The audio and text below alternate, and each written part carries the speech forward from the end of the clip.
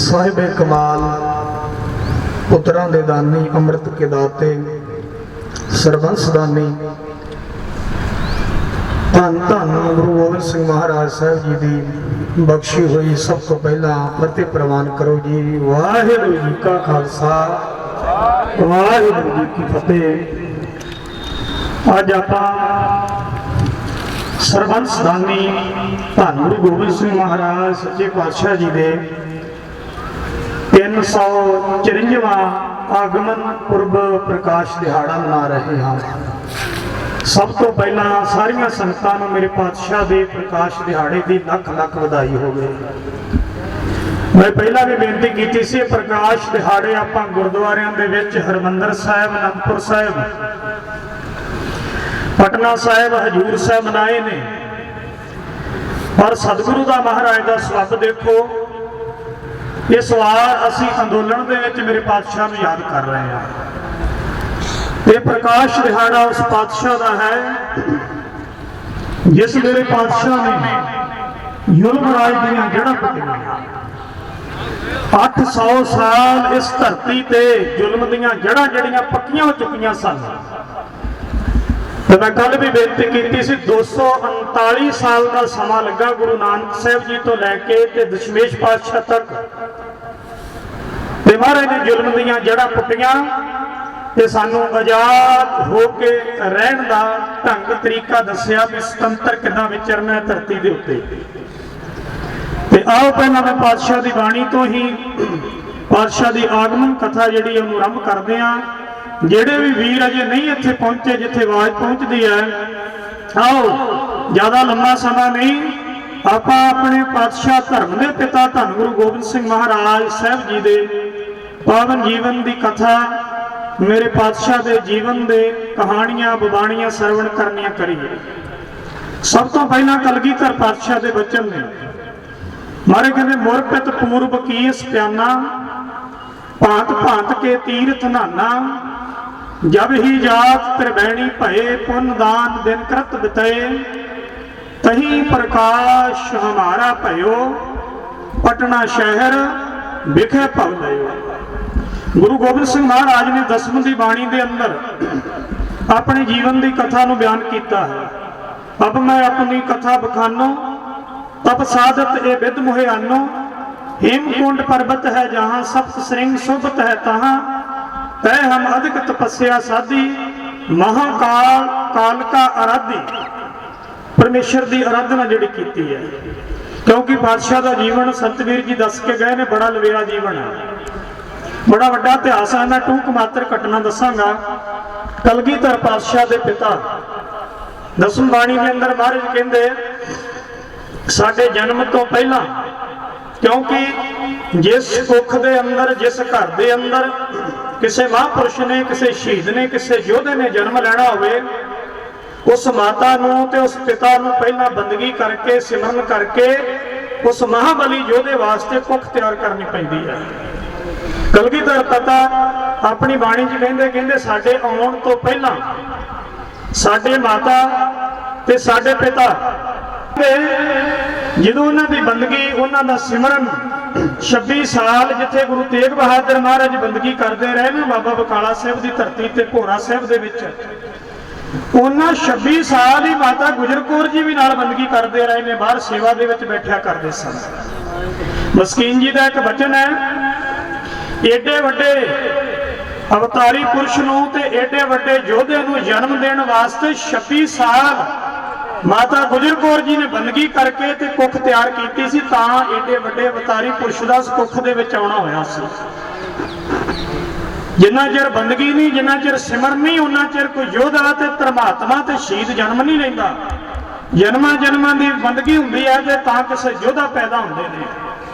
कलगीधर पातशाह कहंदे 26 साल बंदगी की महाराज ने, ते महाराज बाबा बकाला की धरती तो पूर्व वाल जिहड़ा पटने का एरिया है पूर्व वाले पासे है। मेरे पातशाह कहंदे मुरपित मेरे पिता जी ने, मुरपित पूर्व कीस प्याना, कहंदे मेरे पिता गुरु तेग बहादुर जी, धन माता गुजरी जी, गुरु तेग बहादुर साहब जी के माता माता नानकी जी, गुरु गोबिंद सिंह महाराज के मामा मामा कृपाल चंद जी, भाई दयाल दास जी का परिवार, भाई संगत सिंह जी का परिवार आदि गुरु के सिख जिहड़े ने उन्होंने पंजाब की धरती तो पूर्व वाल नूं प्याना किया है। मुरपित पूर्व की इस प्याना उधर नूं जाना किया है ते जाने किया कहते भांत भांत के तीर्थ नहाना, तीर्थां दे गए इशनान किया, तीर्थां दे बैठे हुए जीवां नूं तारिया, उन्हां दी कल्याण कीती। ते महाराज कित्थे पहुंचे ने कहते भांत भांत के तीर्थ नहाना, जब ही जात तरबैणी भये तरबैणी प्राग अरदास। जिथे तिन्ना तरबैणी का अर्थ हुंदा है, मैं संक्षेप समझा दिया अपना, आपां कहने तिरंगा आड़ा अपना झंडा झूल रहा सामने, तिरंगे का मतलब है तीन रंगा, उपर केसरी है, विच चिट्टा है, थले हरिया है, तीन रंगे झंडे नूं आपां तिरंगा कहने आ। उहनूं कहंदे तरबैणी। उत्थे दो नदियां, हिंदू मत का सिद्धांत कहता इतिहास भी दो नदियां ते उपर वगदियां ने, प्रयागराज इलाहाबाद की धरती ते एक नदी जिहड़ी है थल्लों गुप्त वगदी, उहनूं कहंदे ने त्रिवेणी, जिथे तीन नदियां वगदियां ने। महाराज कहंदे जब ही जात त्रिवेणी बहे, गुरु गोबिंद सिंह महाराज कहंदे जदों साडे पिता जी त्रिवेणी प्रयागराज इलाहाबाद की धरती ते गए ना, ते गुरु तेग बहादुर महाराज जदों उत्थे पहुंचदे ने ते महाराज दा आउणा सुन के महाराज दे चरण पाए धरती ते, ते महाराज कहंदे गरीब लोग निथावे लोग उत्थे पहुंचे, ते महाराज ने की कीता, कहंदे जदों त्रिवेणी पहुंचे पुण्य दान दिन करत बिताए। गुरु तेग बहादुर महाराज ने बड़ा पुण्य दान किया, गरीबां दीयां झोलियां भरियां। क्यों? दाते दा कर्म है गरीब दी झोली भरनी, ते सतगुरु दाता है। गुरु तेग बहादुर जी इलाहाबाद जदों पहुंचदे ने, बड़ियां गरीबां दीयां झोलियां भरियां, दिन रात पुण्य दान चलदा रहा। मैं टूक मातर आप जी दे नाल संखेप बेनती कर रहा मुक्तसर समय दे विच, ते सच्चे पातशाह कहते पुण्य दान करदियां करदियां बड़े दिन बीते, सारा परिवार इलाहाबाद त्रिवेणी की धरती ते है, ते कहंदे उत्थे परमेश्वर वाहिगुरु ने कृपा की। कृपा की हुई माता नानकी जी जो गुरु हरगोबिंद महाराज दे महल ने धर्म पत्नी है, गुरु तेग बहादुर महाराज दे माता जी ने गुरु तेग बहादुर महाराज जी के बेनती की त्रिवेणी की धरती से, कहंदे पातशाह गुरु हरगोबिंद महाराज ने कीरतपुर साहब की धरती से वचन किए सन कि नानकी तेरे घर एक महाबली पोता पैदा होगा, ते महाराज उस अकाल पुरख कदों कृपा करेगा। इतिहास कहता है भी 30 साल के करीब गुरु तेग बहादुर महाराज साहब जी के शादी नूं हो चुके सी। कईयां ने 30 लिखिया, मैं कहना 25 तो 30 साल का समा जिहड़ा सी, इन्ना समा बीत चुकिया सी, ते घर दे अंदर कोई साहिबजादे ने जन्म नहीं सी लिया। ते माता नानकी जी गुरु तेग बहादुर नूं कहंदे पुत्र, कहंदे गुरु हरगोबिंद ने वचन कीते सन मेरे पति परमेश्वर ने भी नानकी तेरे घर एक बाहुबली पोता जन्म लवेगा, ते महाराज समा कदों आवेगा। ते गुरु तेग बहादुर गद्दी दे मालक ने, आप परमेश्वर ने ये अपनी माता जी ने पता की क्या, कहते माता जी कड़ा प्रसाद की देग बनाओ, जपजी साहब का पाठ करके गुरु नानक साहब आदि गुरु ते निरंकार दे चरणों च बेनती करो, वाहिगुरु कृपा करेगा। वो वाहिगुरु एक दिन जरूर कृपा करेगा जे गुरु हरगोबिंद महाराज ने वचन कीते ने। क्योंकि गुरु हरगोबिंद महाराज जो कीरतपुर साहब की धरती ते थे, ते माता नानकी जी कोल बैठे, गुरु तेग बहादुर माता नानकी जी का पुत्र कोल बैठा, कोल माता गुजरी बैठी है गुरु तेग बहादुर महाराज की धर्म पत्नी, ते गुरु हरगोबिंद महाराज प्रसादा छक रहे ने। ते जदों प्रसादा छकाया ते प्रसादा छका के ते माता नानकी गुरु हरगोबिंद महाराज के महिला ने रुमाल दिता गुरु हरगोबिंद महाराज हथ पूंजण वास्ते। जदों मेरे पातशाह ने हथ पूंजे ते नाल ही माता नानकी जी ने बेनती की, कहंदे सतगुरु कितनी उम्र हो गई है, मेरे पोते दे विआह नूं कितना समा हो गया है, ते महाराज तुसीं पोतरे नूं गद्दी दे दित्ती है। गुरु हरगोबिंद महाराज ने गुरु हर राय साहब नूं गद्दी दित्ती सी। गुरु हर राय साहब गुरु हरगोबिंद महाराज के पोते सन। सब नालों वड्डा पुत्र गुरु हरगोबिंद महाराज का बाबा गुरदित्ता जी, बाबा गुरदित्ता जी के पुत्र गुरु हर राय साहब ने। महाराज तुसीं अपने पुत नूं छड्ड के पोतरे नूं गद्दी दे दित्ती है। तो उत्थे गुरु हरगोबिंद महाराज ने प्रसादा छक के हथ पूंजे ते उत्थे कृपा कीती, कहंदे जिहड़े रुमाल दे नाल हथ पूंजे सन वो रुमाल अपनी धर्म पत्नी महल नानकी नूं दिता। कहंदे नानकी ਆਹ ਰੁਮਾਲ ਮੇਰੇ ਪੁੱਤਰ ਨੂੰ ਦੇ ਦੇਈ। ਆ ਬਚਨ ਸੁਣੇ ਹੋਏ ਜਿਹੜੇ ਬਚਨ ਕੀਤੇ ਸਨ, ਤੇ ਨਾਲ ਹੀ ਬਚਨ ਕੀਤਾ, ਕਹਿੰਦੇ ਨਾਨਕੀ ਤੂੰ ਕਹਿੰਦੀ ਆ ਕਿ ਪੁੱਤਰਾ ਕਿਰਪਾ ਕਰੇ ਗੁਰੂ ਨਾਨਕ ਸਾਹਿਬ ਮੇਰੇ ਪੁੱਤਰ ਦੇ ਘਰ ਦੇ ਅੰਦਰ ਕੋਈ ਪੁੱਤਰ ਨਹੀਂ ਹੈ। ਕਹਿੰਦੇ ਨਾਨਕੀ ਸਮਾਂ ਆਵੇਗਾ ਤੇਰਾ ਪੁੱਤਰ ਗੁਰੂ ਵੀ ਬਣੇਗਾ, ਤੇ ਤੇਰੇ ਪੁੱਤਰ ਦੇ ਘਰ ਜਿਹੜਾ ਪੁੱਤਰ ਜਨਮ ਲਵੇਗਾ ਐਸਾ ਪੁਰਖ ਦੁਨੀਆ ਦੇ ਉੱਤੇ ਕੋਈ ਨਹੀਂ ਹੋਵੇਗਾ, ਕੋਈ ਅਗੰਮੀ ਜੋਤ ਤੇਰੇ ਪੁੱਤਰ ਦੇ ਘਰ ਦੇ ਵਿੱਚ ਜਨਮ ਲਵੇਗੀ। ਇਹ ਮਾਤਾ ਨਾਨਕੀ ਜੀ ਨੂੰ ਕੀਰਤਪੁਰ ਸਾਹਿਬ ਗੁਰੂ ਹਰਗੋਬਿੰਦ ਮਹਾਰਾਜ ਨੇ ਬਚਨ ਕੀਤੇ। ਅੱਜ ਪ੍ਰਾਗ ਰਾਗ ਤਰਵੈਣੀ ਤੇ ਮਹਾਰਾਜ ਸਾਹਿਬ ਸੱਚੇ ਪਾਤਸ਼ਾਹ ਗੁਰੂ ਤੇਗ ਬਹਾਦਰ ਮਹਾਰਾਜ ਬੈਠੇ ਨੇ, ਤੇ ਮਾਤਾ ਨਾਨਕੀ ਜੀ ਗੁਰੂ ਤੇਗ ਬਹਾਦਰ ਮਹਾਰਾਜ ਦੀ ਮਾਤਾ ਕਹਿੰਦੀ ਸਤਿਗੁਰੂ ਪਾਤਸ਼ਾਹ ਗੁਰੂ ਹਰਗੋਬਿੰਦ ਮਹਾਰਾਜ ਨੇ ਆਪ ਦੇ ਪਿਤਾ ਨੇ ਬਚਨ ਕੀਤੇ ਸਨ, ਉਹ ਸਮਾਂ ਕਦੋਂ ਆਵੇਗਾ? ਹੁਣ ਤਾਂ ਮੇਰੀ ਉਮਰ ਵੀ ਵਡੇਰੀ ਹੋ ਗਈ ਹੈ, ਜਦੋਂ ਮੈਂ ਆਪਣੇ ਪੋਤਰੇ ਦਾ ਮੁਖੜਾ ਦੇਖੂੰਗੀ। ਮਹਾਰਾਜ ਕਹਿੰਦੇ ਕੜਾਹ ਪ੍ਰਸ਼ਾਦ ਦੀ ਦੇਗ ਬਣਾਓ। ਇਤਿਹਾਸ ਕਹਿੰਦਾ ਕੜਾਹ ਪ੍ਰਸ਼ਾਦ ਦੀ ਦੇਗ ਤਿਆਰ ਕੀਤੀ, ਜਪਜੀ ਸਾਹਿਬ ਦਾ ਪਾਠ ਕੀਤਾ, 8 ਗੁਰੂ ਸਾਹਿਬ ਵਾਹਿਗੁਰੂ 9 ਗੁਰੂ ਸਾਹਿਬਾਂ ਦੇ ਚਰਨਾਂ 'ਚ ਅਰਦਾਸ ਕੀਤੀ, ਉਸ ਅਕਾਲ ਪੁਰਖ ਦੇ ਚਰਨਾਂ 'ਚ ਅਰਦਾਸ ਕੀਤੀ, ਮਹਾਰਾਜ ਕਿਰਪਾ ਕਰੋ ਜਿਹੜੇ ਗੁਰੂ ਹਰਗੋਬਿੰਦ ਮਹਾਰਾਜ ਨੇ ਬਚਨ ਕੀਤੇ ਨੇ ਉਹਨਾਂ ਬਚਨਾਂ ਨੂੰ ਪੂਰਾ ਕਰੋ।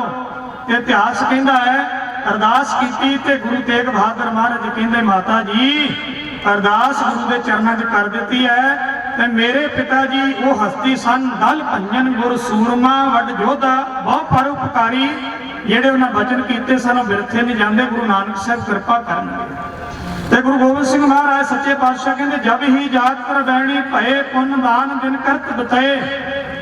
ਪਰਮੇਸ਼ਰ ਦੇ ਚਰਨਾਂ 'ਚ ਅਰਦਾਸ ਕੀਤੀ ਤੇ ਮਹਾਰਾਜ ਕਹਿੰਦੇ ਤਹੀਂ ਪ੍ਰਕਾਸ਼ ਹਮਾਰਾ ਭਇਓ। ਇੱਥੇ ਇੱਕ ਦੋ ਨੁਕਤੇ ਬੜੇ ਸਮਝਣ ਵਾਲੇ ਨੇ। ਇੱਥੇ ਪ੍ਰਕਾਸ਼ ਦੀ ਗੱਲ ਪਟਨੇ ਦੀ ਗੱਲ ਨਹੀਂ ਕੀਤੀ ਅਜੇ। ਮਹਾਰਾਜ ਦਾ ਜਨਮ ਆਗਮਨ ਪਟਨੇ ਹੁੰਦਾ ਹੈ। ਇੱਥੇ ਮਹਾਰਾਜ ਕਹਿੰਦੇ ਤਹੀਂ ਪ੍ਰਕਾਸ਼ ਹਮਾਰਾ ਭਇਓ।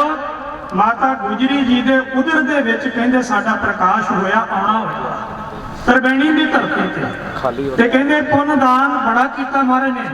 ਸੱਚੇ ਪਾਤਸ਼ਾਹ ਕਿਰਪਾ ਕਰਦੇ ਨੇ, ਮੈਂ ਸੰਖੇਪ ਬੇਨਤੀ ਕਰਾਂ। ਮਹਾਰਾਜ ਕੁਝ ਸਮਾਂ ਕਰੀਬ ਉੱਥੇ ਰੁਕੇ ਤੇ ਉੱਥੋਂ ਮਹਾਰਾਜ ਸਾਹਿਬ ਰਾਜਾ ਮਾਨ ਸਿੰਘ ਜਿਹੜਾ ਰਾਜਸਥਾਨ ਦਾ ਰਾਜਾ ਸੀ ਉਹਦੇ ਨਾਲ ਉਹ ਵੀ ਰਾਜਾ ਉੱਥੇ ਬੈਠਾ ਸੀ ਪਟਨੇ ਦੀ ਧਰਤੀ ਤੇ। ਅੱਗੇ ਮਹਾਰਾਜ ਨੇ ਜਾਣਾ ਸੀ, ਅਸਾਮ ਤੋਂ ਅੱਗੇ ਨਿਕਲਣਾ ਸੀ। ਮਹਾਰਾਜ ਨੇ ਦੋਹਾਂ ਰਾਜਿਆਂ ਦਾ ਜਿਹੜਾ ਝਗੜਾ ਚੱਲਦਾ ਸੀ, ਗੁਰੂ ਤੇਗ ਬਹਾਦਰ ਮਹਾਰਾਜ ਨੂੰ ਬੇਨਤੀ ਕੀਤੀ ਤੇ ਮਹਾਰਾਜ ਨੇ ਸਾਰੇ ਪਰਿਵਾਰ ਨੂੰ ਨਾਲ ਲਿਆ ਤੇ ਮਹਾਰਾਜ ਸੱਚੇ ਪਾਤਸ਼ਾਹ ਜਿੱਥੇ ਅੱਜ ਪਟਨਾ ਸਾਹਿਬ ਹਰਿਮੰਦਰ ਦੀ ਧਰਤੀ ਹੈ ਨਾ, ਇਸ ਧਰਤੀ ਤੇ ਗੁਰੂ ਨਾਨਕ ਸਾਹਿਬ ਨੇ ਚਰਨ ਪਾਏ ਪਹਿਲੇ ਜਾਮੇ ਦੇ ਅੰਦਰ। ਉਹ ਸਾਲਸਰਾਏ ਜੌਹਰੀ ਦਾ ਘਰ ਹੈ ਤੇ ਸਾਲਸਰਾਏ ਜੌਹਰੀ ਦੇ ਘਰ ਦੇ ਵਿੱਚ ਗੁਰੂ ਤੇਗ ਬਹਾਦਰ ਮਹਾਰਾਜ ਗਏ। ਜਿਹੜੀ ਉਹਨਾਂ ਦੀ ਅੱਗੇ ਪੀੜ੍ਹੀ ਸੀ, ਗੁਰੂ ਸਾਹਿਬ ਨੇ ਕਿਹਾ ਤੁਸੀਂ ਇੱਥੇ ਟਿਕੋ, ਗੁਰੂ ਨਾਨਕ ਕਿਰਪਾ ਕਰੇਗਾ ਇੱਕ ਬਾਹਾਬਲੀ ਯੋਧੇ ਦਾ ਪੀਰ ਦਾ ਅਵਤਾਰੀ ਪੁਰਸ਼ ਦਾ ਇੱਥੇ ਆਗਮਨ ਹੋਵੇਗਾ।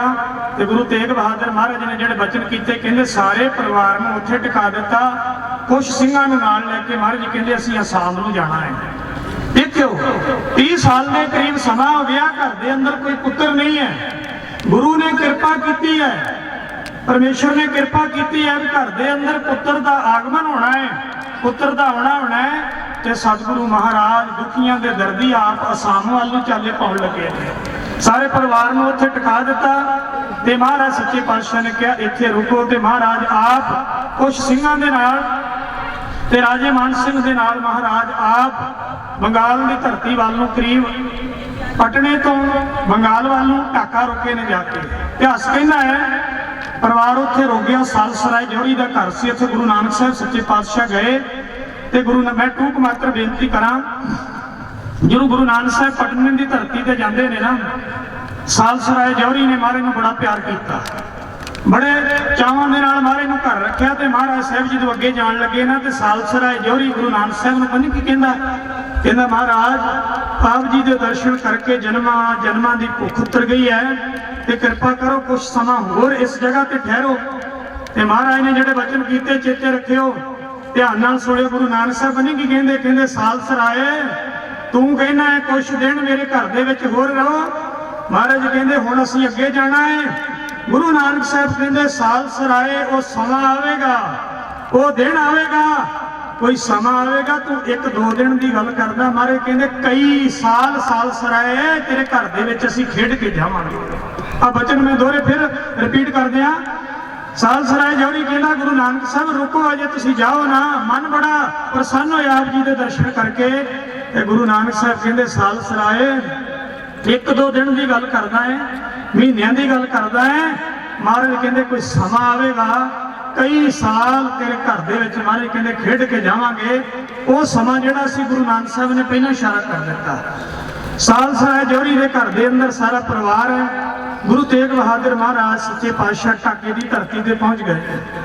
ਉਹ ਸਮਾਂ ਆ ਗਿਆ, ਪੋਹ ਸੁਦੀ 7ਵੀਂ ਰਾਤ ਦਾ ਸਮਾਂ ਹੈ, ਜਿਹੜਾ ਪੋਹ ਸੁਦੀ 7ਵੀਂ ਦਾ ਸਮਾਂ ਸੀ। ਕਲਗੀਧਰ ਪਾਤਸ਼ਾਹ 1666 ਦਾ ਜਿਹੜਾ ਸਮਾਂ ਸੀ, ਗਰੀਬ ਨਵਾਜ਼ ਕਿਰਪਾ ਕੀਤੀ। ਅੱਜ 354 ਸਾਲ ਪਹਿਲਾਂ ਗੁਰੂ ਤੇਗ ਬਹਾਦਰ ਮਹਾਰਾਜ ਸੱਚੇ ਪਾਤਸ਼ਾਹ ਦੇ ਘਰ ਧੰਨ ਮਾਤਾ ਗੁਜਰ ਕੌਰ ਜੀ ਦੇ ਗ੍ਰਹਿ ਵਿਖੇ ਪਟਨੇ ਦੀ ਧਰਤੀ ਤੇ ਗੁਰੂ ਗੋਬਿੰਦ ਸਿੰਘ ਸੱਚੇ ਪਾਤਸ਼ਾਹ ਮਹਾਰਾਜ ਦਾ ਅੰਮ੍ਰਿਤ ਵੇਲੇ ਆਗਮਨ ਹੁੰਦਾ ਹੈ। ਆਗਮਨ ਹੋਇਆ ਸੱਚੇ ਪਾਤਸ਼ਾਹ ਦਾ। ਮੈਂ ਟੂਕ ਮਾਤਰ ਥੋੜੇ ਬੇਨਤੀਆਂ ਕਰਾਂਗਾ। ਤੇ ਮੇਰੇ ਪਾਤਸ਼ਾਹ ਢਾਕੇ ਦੇ ਅੰਦਰ ਨੇ। ਰਾਜਾ ਮਾਨ ਸਿੰਘ ਆਪਣੇ ਤੰਬੂ ਲਾ ਕੇ ਆਪਣੀਆਂ ਫੌਜਾਂ ਲਾ ਕੇ ਬੈਠਾ ਹੈ। ਰਾਜੇ ਮਾਨ ਸਿੰਘ ਨੇ ਸੁਣਿਆ ਗੁਰੂ ਤੇਗ ਬਹਾਦਰ ਪਾਤਸ਼ਾਹ ਦੇ ਘਰ ਦੇ ਅੰਦਰ ਬੇਟੇ ਨੇ ਜਨਮ ਲਿਆ ਹੈ। ਬੇਟੇ ਦਾ ਆਗਮਨ ਹੋਇਆ। ਰਾਜੇ ਮਾਨ ਸਿੰਘ ਨੇ ਆਸ਼ਤਬਾਜ਼ੀ ਕੀਤੀ ਢਾਕੇ ਦੀ ਧਰਤੀ ਤੇ। ਗੁਰੂ ਤੇਗ ਬਹਾਦਰ ਸੱਚੇ ਪਾਤਸ਼ਾਹ ਸਾਰੀ ਰਾਤ ਆਸਣ ਤੇ ਬੈਠੇ ਰਹੇ। ਗਰੀਬਾਂ ਨੂੰ ਦਾਨ ਕੀਤਾ, ਗਰੀਬਾਂ ਦੀਆਂ ਝੋਲੀਆਂ ਭਰੀਆਂ। ਪੁਰਾਤਨ ਜਿਹੜੀਆਂ ਭਟਵੀਆਂ ਨੇ ਉਹਨਾਂ ਨੂੰ ਪੜ੍ਹੀਏ, ਰਹਿਤਨਾਮੇ ਪੜ੍ਹੀਏ। ਤੇ ਇਤਿਹਾਸ ਕਹਿੰਦਾ ਹੈ ਜਦੋਂ ਮਹਾਰਾਜ ਦੇ ਕੋਲ ਖਬਰ ਜਾਂਦੀ ਪਾਤਸ਼ਾਹ ਆਪ ਜੀ ਦੇ ਘਰ ਦੇ ਅੰਦਰ ਇੱਕ ਸਾਹਿਬਜ਼ਾਦੇ ਦਾ ਆਗਮਨ ਹੋਇਆ ਹੈ। ਸੱਚੇ ਪਾਤਸ਼ਾਹ ਮਹਾਰਾਜ ਗੁਰੂ ਤੇਗ ਬਹਾਦਰ ਮਹਾਰਾਜ ਨੇ ਆਪ ਹੁਕਮਨਾਮਾ ਲਿਖ ਕੇ ਭੇਜਿਆ, ਮੇਰੇ ਪੁੱਤਰ ਦਾ ਨਾਮ ਗੋਬਿੰਦ ਰੱਖਣਾ। ਕਿਉਂਕਿ ਪਹਿਲਾਂ ਗੋਬਿੰਦ ਰਾਏ ਸੀ। ਮਹਾਰਾਜ ਨੇ ਆਪ ਹੁਕਮਨਾਮਾ ਲਿਖ ਕੇ ਘੱਲਿਆ ਵੀ ਮੇਰੇ ਪੁੱਤਰ ਦਾ ਨਾਮ ਗੋਬਿੰਦ ਰਾਏ ਰੱਖਣਾ। ਘਰ ਦੇ ਅੰਦਰ ਬੜੀ ਚਹਿਲ ਪਹਿਲ ਹੈ। ਦੂਰੋਂ ਦੂਰੋਂ ਲੋਕ ਦਰਸ਼ਨਾਂ ਨੂੰ ਆਉਂਦੇ ਨੇ। ਮਾਤਾ ਜੀ ਬੜੇ ਲਾਡਾਂ ਦੇ ਨਾਲ ਟੂਕ ਮਾਤਰ ਆਗਮਨ ਹੋਇਆ। ਮਾਤਾ ਜੀ ਬੜੇ ਚਾਵਾਂ ਦੇ ਨਾਲ ਆਪਣੇ ਸਾਹਿਬਜ਼ਾਦੇ ਨੂੰ ਲਾਡ ਲਡਾਉਂਦੇ ਨੇ। ਤੇ ਇਤਿਹਾਸ ਦੇ ਬਚਨ ਆਉਂਦੇ ਨੇ ਘਰ ਦੇ ਵਿੱਚ ਆਗਮਨ ਹੋਇਆ ਤੇ ਮਹਾਰਾਜ ਢਾਕੇ ਤੋਂ ਵਾਪਸ ਨਹੀਂ ਆਏ। ਮਹਾਰਾਜ ਢਾਕੇ ਤੋਂ ਅੱਗੇ ਨੂੰ ਬੰਗਾਲ ਹੁੰਦੇ ਹੋਏ ਅਸਾਮ ਵੱਲ ਨੂੰ ਚਲ ਗਏ। ਤੇ ਇਤਿਹਾਸ ਕਹਿੰਦਾ ਵੀ ਗੁਰੂ ਗੋਬਿੰਦ ਸਿੰਘ ਮਹਾਰਾਜ ਕਰੀਬ 5 ਸਾਲ ਦੀ ਉਮਰ ਹੋ ਗਈ ਸੀ ਜਦੋਂ ਗੁਰੂ ਤੇਗ ਬਹਾਦਰ ਮਹਾਰਾਜ ਢਾਕੇ ਤੋਂ ਵਾਪਸ ਆਉਂਦੇ ਨੇ। ਆਪਣੇ ਪੁੱਤਰ ਦਾ ਮੁਖ ਨਹੀਂ ਵੇਖਿਆ ਤੇ ਦਰਦੀ ਦੁਖੀਆਂ ਨੂੰ ਆਪਣੇ ਗਲ ਦੇ ਨਾਲ ਲਾਇਆ। ਜਿਹੜੇ ਦੁਖੀ ਨੇ ਉਹਨਾਂ ਦਾ ਦਰਦ ਵੱਡਾ ਸਮਝਿਆ ਮਹਾਰਾਜ ਸਾਹਿਬ ਨੇ। ਮਹਾਰਾਜ ਅਸਾਮ ਵੱਲ ਨੂੰ ਚਲ ਗਏ ਨੇ। ਆਪਾਂ ਹੁਣ ਪਟਨੇ ਦੀ ਧਰਤੀ ਤੇ ਮਹਾਰਾਜ ਦਾ ਆਗਮਨ ਹੁੰਦਾ ਹੈ। ਨਾਮ ਗੋਬਿੰਦ ਰਾਏ ਰੱਖ ਦਿੱਤਾ। ਤੇ ਜਦੋਂ ਕਿੱਥੇ ਹੈ ਪਟਨਾ ਸਾਹਿਬ ਦੀ ਧਰਤੀ, ਉਸ ਧਰਤੀ ਤੇ ਮਹਾਰਾਜ ਦਾ ਆਉਣਾ ਹੁੰਦਾ ਹੈ। ਤੇ ਸੜਾਣੇ ਦੀ ਧਰਤੀ ਤੇ ਬੈਠਾ ਹੋਇਆ ਫਕੀਰ ਪੀਰ ਭੀਖਣ ਸ਼ਾਹ ਅੱਗੇ ਪੱਛਮ ਵੱਲ ਨੂੰ ਮੁਸਲਮਾਨ ਵੀਰ ਪੱਛਮ ਵੱਲ ਨੂੰ ਸਿਜਦਾ ਕਰਦੇ ਨੇ। ਤੇ ਜਦੋਂ ਆਗਮਨ ਹੁੰਦਾ ਗੁਰੂ ਗੋਬਿੰਦ ਰਾਏ ਸੱਚੇ ਪਾਤਸ਼ਾਹ ਦਾ, ਤੇ ਪੀਰ ਭੀਖਣ ਸ਼ਾਹ ਆਪਣੇ ਚੇਲਿਆਂ ਦੇ ਵਿੱਚ ਸ਼ਾਗਿਰਦਾਂ ਦੇ ਵਿੱਚ ਬੈਠੇ। ਤੇ ਪੀਰ ਭੀਖਣ ਸ਼ਾਹ ਉੱਠੇ ਤੇ ਪੂਰਬ ਵੱਲ ਨੂੰ ਸਿਜਦਾ ਕੀਤਾ ਉੱਠ ਕੇ। ਤੇ ਜਿਹੜੇ ਉਹਨਾਂ ਦੇ ਚੇਲੇ ਸਨ ਕਹਿੰਦੇ ਪੀਰ ਜੀ ਇੰਨੀ ਉਮਰ ਨਿਕਲ ਗਈ, ਵਡੇਪਾ ਆ ਗਿਆ, ਪੱਛਮ ਵੱਲ ਨੂੰ ਸਿਜਦਾ ਕਰਦੇ ਹੋ। ਮੁਸਲਮਾਨ ਵੀਰ ਪੱਛਮ ਵੱਲ ਨੂੰ ਮੂੰਹ ਕਰਕੇ ਨਮਾਜ਼ ਪੜ੍ਹਦਾ ਹੈ ਤੇ ਅੱਜ ਤੁਸੀਂ ਪੂਰਬ ਵੱਲ ਨੂੰ ਮੁਖ ਕਰਕੇ ਕਿਉਂ ਨਮਾਜ਼ ਅਦਾ ਕੀਤੀ ਹੈ, ਨਮਸਕਾਰ ਕੀਤੀ ਹੈ। ਤੇ ਪੀਰ ਭੀਖਣ ਸ਼ਾਹ ਨੇ ਜਿਹੜੇ ਬਚਨ ਕਹੇ ਗੁਰੂ ਕੇ ਸਿੱਖੋ, ਕਹਿੰਦੇ ਜਿਹੜੇ ਅੱਲਾ ਨੂੰ ਮੈਂ ਪੱਛਮ ਵੱਲ ਨੂੰ ਮੱਥਾ ਟੇਕਦਾ ਸੀ, ਉਹ ਅੱਲਾ ਅੱਜ ਪਟਨੇ ਦੀ ਧਰਤੀ ਤੇ ਪੂਰਬ ਦੇ ਵਿੱਚ ਆ ਕੇ ਉਹਨੇ ਜਨਮ ਲੈ ਲਿਆ। ਕਹਿੰਦੇ ਉਹ ਅੱਲਾ ਅੱਜ ਪਟਨੇ ਦੇ ਵਿੱਚ ਆ ਗਿਆ ਹੈ। ਕਿਉਂ? ਮੈਂ ਕੱਲ ਵੀ ਬੇਨਤੀ ਕੀਤੀ ਸੀ, ਬਾਣੀ ਕਹਿੰਦੀ ਆਪ ਨਾਰਾਇਣ ਕਲਾ ਧਾਰ ਜਗ ਮੈਂ ਪਰਵਰਿਓ, ਨਿਰੰਕਾਰ ਆਕਾਰ ਜੋਤ ਜਗ ਮੰਡਲ ਕਰਿਓ। ਆਪ ਨਿਰੰਕਾਰ ਦੀ ਜੋਤ ਹੈ। ਤੇ ਪੀਰ ਭੀਖਣ ਸ਼ਾਹ ਸਹੌਰੇ ਦੀ ਧਰਤੀ ਤੋਂ ਚਲਦਿਆਂ ਚਲਦਿਆਂ ਉੱਥੇ ਪਹੁੰਚਦੇ ਨੇ। ਟੂਕ ਮਾਤਰ ਬੇਨਤੀ, ਅੱਜ ਦਿਹਾੜਾ ਜਿਹੜਾ ਅਸੀਂ ਸਾਰੇ ਬੈਠੇ ਆ, ਮੇਰੇ ਪਾਤਸ਼ਾਹ ਨੇ ਕਿਸੇ ਨੂੰ ਆਪਣੇ ਤੋਂ ਦੂਰ ਨਹੀਂ ਕੀਤਾ। ਸਰਬ ਸਾਂਝੀਵਾਲਤਾ ਦਾ ਉਪਦੇਸ਼ ਵੰਡਿਆ। ਪੀਰ ਭੀਖਣ ਸ਼ਾਹ ਉੱਥੇ ਜਾਂਦੇ ਨੇ, ਬੇਨਤੀ ਕੀਤੀ ਮਾਮਾ ਕਿਰਪਾਲ ਚੰਦ ਜੀ ਨੂੰ ਵੀ ਸਾਹਿਬਜ਼ਾਦੇ ਦੇ ਦਰਸ਼ਨ ਕਰ ਰਹੇ ਨੇ। ਕਿਉਂ? ਕਿਉਂਕਿ ਗੁਰੂ ਤੇਗ ਬਹਾਦਰ ਮਹਾਰਾਜ ਅੱਗੇ ਚੱਲ ਗਏ ਨੇ। ਤੇ ਪਰਿਵਾਰ ਨੂੰ ਇਹ ਸੀ ਕਿ ਜਿਹੜੇ ਪਟਨੇ ਦੇ ਵਿੱਚ ਜ਼ਾਲਮ ਲੋਕ ਰਹਿੰਦੇ ਨੇ, ਔਰੰਗਜ਼ੇਬ ਦੇ ਕਈ ਮਨੁੱਖ ਰਹਿੰਦੇ ਸਨ। ਔਰੰਗਜ਼ੇਬ ਉਹ ਬਾਦਸ਼ਾਹ ਹੈ ਜਿਹੜਾ ਸਭ ਨੂੰ ਜ਼ਾਲਮ ਬਾਦਸ਼ਾਹ ਦੁਨੀਆ ਦਾ ਮੰਨਿਆ ਗਿਆ ਹੈ। ਤੇ ਜਦੋਂ ਬੇਨਤੀ ਕੀਤੀ ਸਾਹਿਬਜ਼ਾਦੇ ਦਰਸ਼ਨ ਕਰਨੇ ਨੇ, ਮਾਮਾ ਕਿਰਪਾਲ ਚੰਦ ਜੀ ਕਹਿੰਦੇ ਵੀ ਮਾਤਾ ਜੀ ਨੂੰ ਪੁੱਛ ਕੇ ਤੇ ਫਿਰ ਦੱਸਦੇ ਆ। ਮਾਤਾ ਨਾਨਕੀ ਜੀ ਨੂੰ ਪੁੱਛਿਆ ਤੇ ਕਹਿੰਦੇ ਨਹੀਂ ਪੀਰ ਜੀ ਨੂੰ ਅਸੀਂ ਦਰਸ਼ਨ ਨਹੀਂ ਕਰਾ ਸਕਦੇ, ਸਾਹਿਬਜ਼ਾਦੇ ਦੀ ਉਮਰ ਅਜੇ ਛੋਟੀ ਹੈ ਤੇ ਗੁਰੂ ਸਾਹਿਬ ਦਾ ਹੁਕਮ ਹੈ ਵੀ ਜ਼ਾਲਮ ਬੜਾ ਛਾਤਰ ਹੈ ਤੇ ਸੁਚੇਤ ਰਹਿਣਾ ਹੈ, ਕਿਉਂ ਪੀਰ ਜੀ ਨੂੰ ਜਾਣਦੇ ਨਹੀਂ। ਬੜੀਆਂ ਬੇਨਤੀਆਂ ਕੀਤੀਆਂ, ਕਹਿੰਦੇ ਪੀਰ ਜੀ ਅਜੇ ਦਰਸ਼ਨ ਨਹੀਂ ਕਰਾਉਣੇ, ਫਿਰ ਆਇਓ। ਤੇ ਪੀਰ ਭੀਖਣ ਸ਼ਾਹ ਦਰਵਾਜ਼ੇ ਤੇ ਬੈਠ ਕੇ ਕਹਿੰਦੇ ਕਹਿੰਦੇ ਲੰਗਰ ਛਕੋ, ਦਾਨ ਲੈ ਜਾਓ, ਕੱਪੜੇ ਲੈ ਜਾਓ, ਮਾਇਆ ਲੈ ਜਾਓ, ਮੋਹਰਾਂ ਲੈ ਜਾਓ, ਦਰਸ਼ਨ ਕਰਨ ਫਿਰ ਆਇਓ। ਤੇ ਪੀਰ ਜੀ ਕਹਿੰਦੇ ਮੈਂ ਕੇਵਲ ਉਸ ਅੱਲਾ ਦੇ ਦਰਸ਼ਨ ਕਰਨ ਆਇਆ, ਮੈਨੂੰ ਮਾਇਆ ਦੀ ਕਿਸੇ ਵਸਤੂ ਦੀ ਲੋੜ ਨਹੀਂ, ਮੈਂ ਦਰਸ਼ਨ ਕਰਨ ਤੋਂ ਬਗੈਰ ਨਹੀਂ ਜਾਵਾਂਗਾ। ਜਦੋਂ ਮਾਤਾ ਨਾਨਕੀ ਜੀ, ਧੰਨ ਮਾਂ ਗੁਜਰੀ ਜੀ, ਮਾਮਾ ਕਿਰਪਾਲ ਚੰਦ ਜੀ ਆਦਿ ਸਾਰੇ ਪਰਿਵਾਰ ਨੇ ਬਹਿ ਕੇ ਸਲਾਹ ਕੀਤੀ ਕਿ ਪੀਰ ਜੀ ਦਾ ਪਿਆਰ ਬੜਾ ਹੈ, ਸਾਹਿਬਜ਼ਾਦੇ ਦੇ ਦਰਸ਼ਨ ਕਰਾ ਦਈਏ। ਪੀਰ ਜੀ ਨੂੰ ਅੰਦਰ ਬੁਲਾਇਆ ਗਿਆ ਕਿ ਪੀਰ ਜੀ ਆ ਜਾਓ ਅੰਦਰ, ਸਾਹਿਬਜ਼ਾਦੇ ਦੇ ਦਰਸ਼ਨ ਕਰ ਲਓ ਡੇੜੀ ਦੇ ਅੰਦਰ ਆ ਕੇ। ਧੰਨ ਮਾਤਾ ਨਾਨਕੀ ਜੀ ਨੇ ਆਪਣੇ ਪੋਤਰੇ ਨੂੰ ਸੁੰਦਰ ਦਸ਼ਾਲੇ ਦੇ ਵਿੱਚ ਬਲੇਟ ਕੇ ਗੋਦੀ ਚੁੱਕਿਆ ਹੈ ਤੇ ਬਾਹਰ ਪੀਰ ਜੀ ਨੇ, ਇਤਿਹਾਸ ਕਹਿੰਦਾ ਹੈ, 2 ਕੁੱਜੀਆਂ ਨਿੱਕੀਆਂ ਨਿੱਕੀਆਂ ਲਈਆਂ। ਕੁੱਜੀਆਂ ਮੈਨੂੰ 2 ਬਰਤਨ ਲਏ, ਉਹਨਾਂ 'ਚ ਇੱਕ 'ਚ ਪਾਣੀ, ਇੱਕ 'ਚ ਦੁੱਧ ਪਾਇਆ। ਪੀਰ ਜੀ ਚਾਹੁੰਦੇ ਸੀ ਵੀ ਜਿਹੜਾ ਅੱਲਾ ਦਾ ਨੂਰ ਆਇਆ ਇਹ ਕਿਹਦੀ ਰਾਖੀ ਕਰਨ ਵਾਸਤੇ ਆਇਆ ਹੈ, ਇਹ ਹਿੰਦੂ ਧਰਮ ਦਾ ਹੈ ਕਿ ਇਸਲਾਮ ਧਰਮ ਦਾ ਪੀਰ ਹੈ। ਜਦੋਂ ਪੀਰ ਜੀ ਗਏ ਅੰਦਰ, ਪੀਰ ਜੀ ਨੇ ਜਾ ਕੇ ਨਤਮਸਤਕ ਹੋਏ, ਮੱਥਾ ਟੇਕਿਆ ਤੇ ਮਹਾਰਾਜ ਸਾਹਿਬ ਦੀ ਉਮਰ ਥੋੜੀ ਜੀ ਬਾਲਪਨ ਦੇ ਵਿੱਚ ਸੀ। ਮਹਾਰਾਜ ਸਾਹਿਬ ਨੇ ਗੋਦੀ 'ਚ ਬਿਠਾਇਆ ਮਾਤਾ ਜੀ ਨੇ। ਪੀਰ ਜੀ ਨੇ ਉਸ ਅੱਲਾ ਦੇ ਨੂਰ ਗੁਰੂ ਗੋਬਿੰਦ ਰਾਏ ਨੂੰ ਪਰਖਣ ਵਾਸਤੇ ਦੋਨੋਂ ਕੁੱਜੀਆਂ ਕੱਢ ਕੇ ਸਾਹਮਣੇ ਰੱਖਤੀਆਂ ਕਿ ਮੈਂ ਦੇਖਦਾ ਕਿਹੜੀ ਕੁੱਜੀ ਤੇ ਹੱਥ ਰੱਖਦੇ ਨੇ। ਤੇ ਗੁਰੂ ਗੋਬਿੰਦ ਸਿੰਘ ਮਹਾਰਾਜ ਬਾਲਪਨ ਦੀ ਉਮਰ, ਜੀ ਛੋਟੀ ਜੀ ਉਮਰ ਹੈ, ਮਾਂ ਦੀ ਗੋਦੀ 'ਚ ਬੈਠੇ ਨੇ। ਕੁਲੇ ਨਰਮ ਆਪਣੇ ਕਰ ਕਮਲ ਬਾਹਰ ਕੱਢੇ ਤੇ ਗੁਰੂ ਗੋਬਿੰਦ ਸਿੰਘ ਮਹਾਰਾਜ ਨੇ ਜਿਹੜੇ ਦੋਨੋਂ ਹੱਥ ਸਨ ਦੋਨਾਂ ਕੁੱਜੀਆਂ ਦੇ ਉੱਤੇ ਰੱਖ ਦਿੱਤੇ ਤੇ ਪੀਰ ਜੀ ਨੂੰ ਦੱਸ ਦਿੱਤਾ, ਪੀਰ ਜੀ ਮੈਂ ਹਿੰਦੂ ਦਾ ਵੀ ਹੁੰਨਾ ਹੈ ਤੇ ਮੈਂ ਮੁਸਲਮਾਨ ਦਾ ਵੀ ਹੁੰਨਾ ਹੈ, ਮੈਂ ਸਾਰਿਆਂ ਵਾਸਤੇ ਸਾਂਝਾ ਇਸ ਧਰਤੀ ਦੇ ਉੱਤੇ ਆਇਆ ਹਾਂ, ਮੈਂ ਕਿਸੇ ਇੱਕ ਧਰਮ ਦਾ ਨਹੀਂ, ਮੈਂ ਸਾਂਝਾ ਹਾਂ।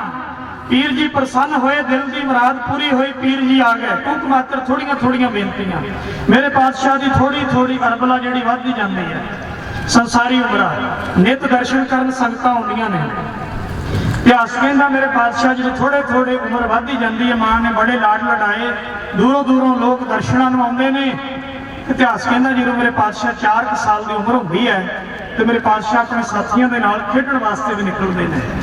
ਜਦੋਂ ਖੇਡਣ ਵਾਸਤੇ ਨਿਕਲਦੇ ਨੇ, ਅੱਜ ਤੁਹਾਨੂੰ ਦੱਸ, ਪਟਨੇ ਦਾ ਨਵਾਬ ਰਹੀਮ ਬਖਸ਼ ਤੇ ਕਰੀਮ ਬਖਸ਼ ਦੋ ਭਰਾ ਨੇ। ਅਜੇ ਉਹਨਾਂ ਨੂੰ ਇਹ ਪਤਾ ਨਹੀਂ ਸੀ ਵੀ ਜਿਹੜਾ ਇਹ ਪਰਿਵਾਰ ਹੈ ਕੌਣ ਹੈ।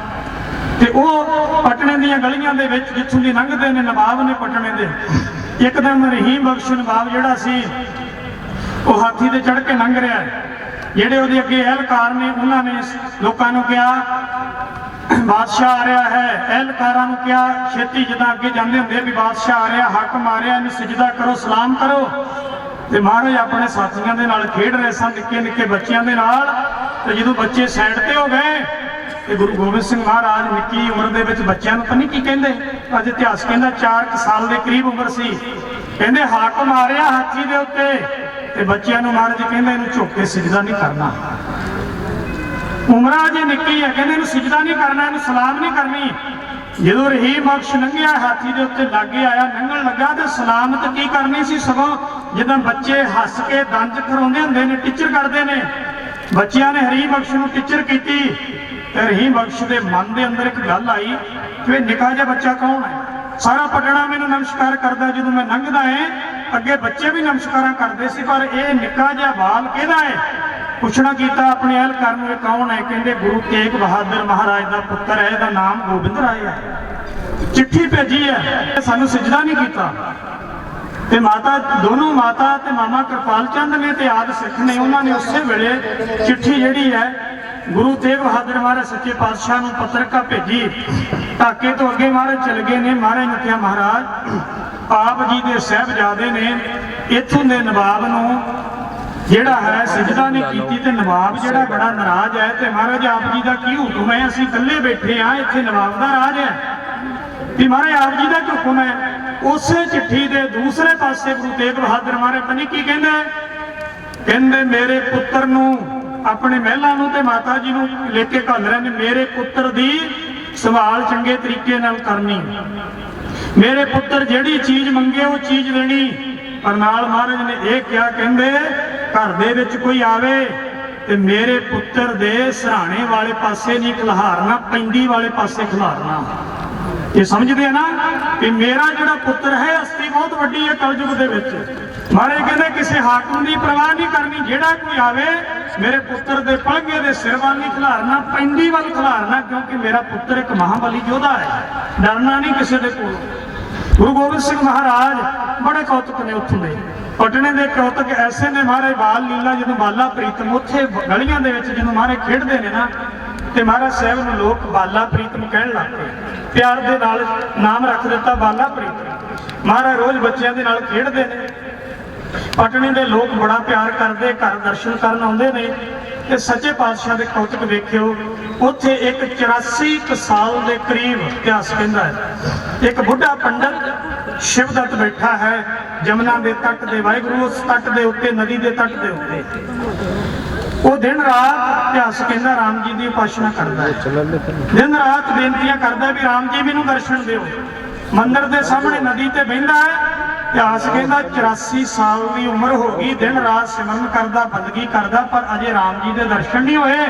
ਮੇਰੇ ਬਾਲਾ ਪ੍ਰੀਤਮ ਖੇਡਦੇ ਆਪਣੇ ਸਾਥੀਆਂ ਦੇ ਨਾਲ ਤੇ ਗੇਂਦ ਜਦੋਂ ਗੁੰਡੀ ਖੇਡਦੇ ਤੇ ਮਹਾਰਾਜ ਨਦੀ ਦੇ ਤੱਟ ਤੇ ਚਲ ਗਏ ਜਿੱਥੇ ਪੰਡਿਤ ਜੀ ਬੈਠਿਆ ਕਰਦੇ ਸਨ। ਪੰਡਿਤ ਜੀ ਨੂੰ ਸੁਵਾਦੀ ਲਾਇਆ ਬੈਠਿਆ ਵੇਖਿਆ।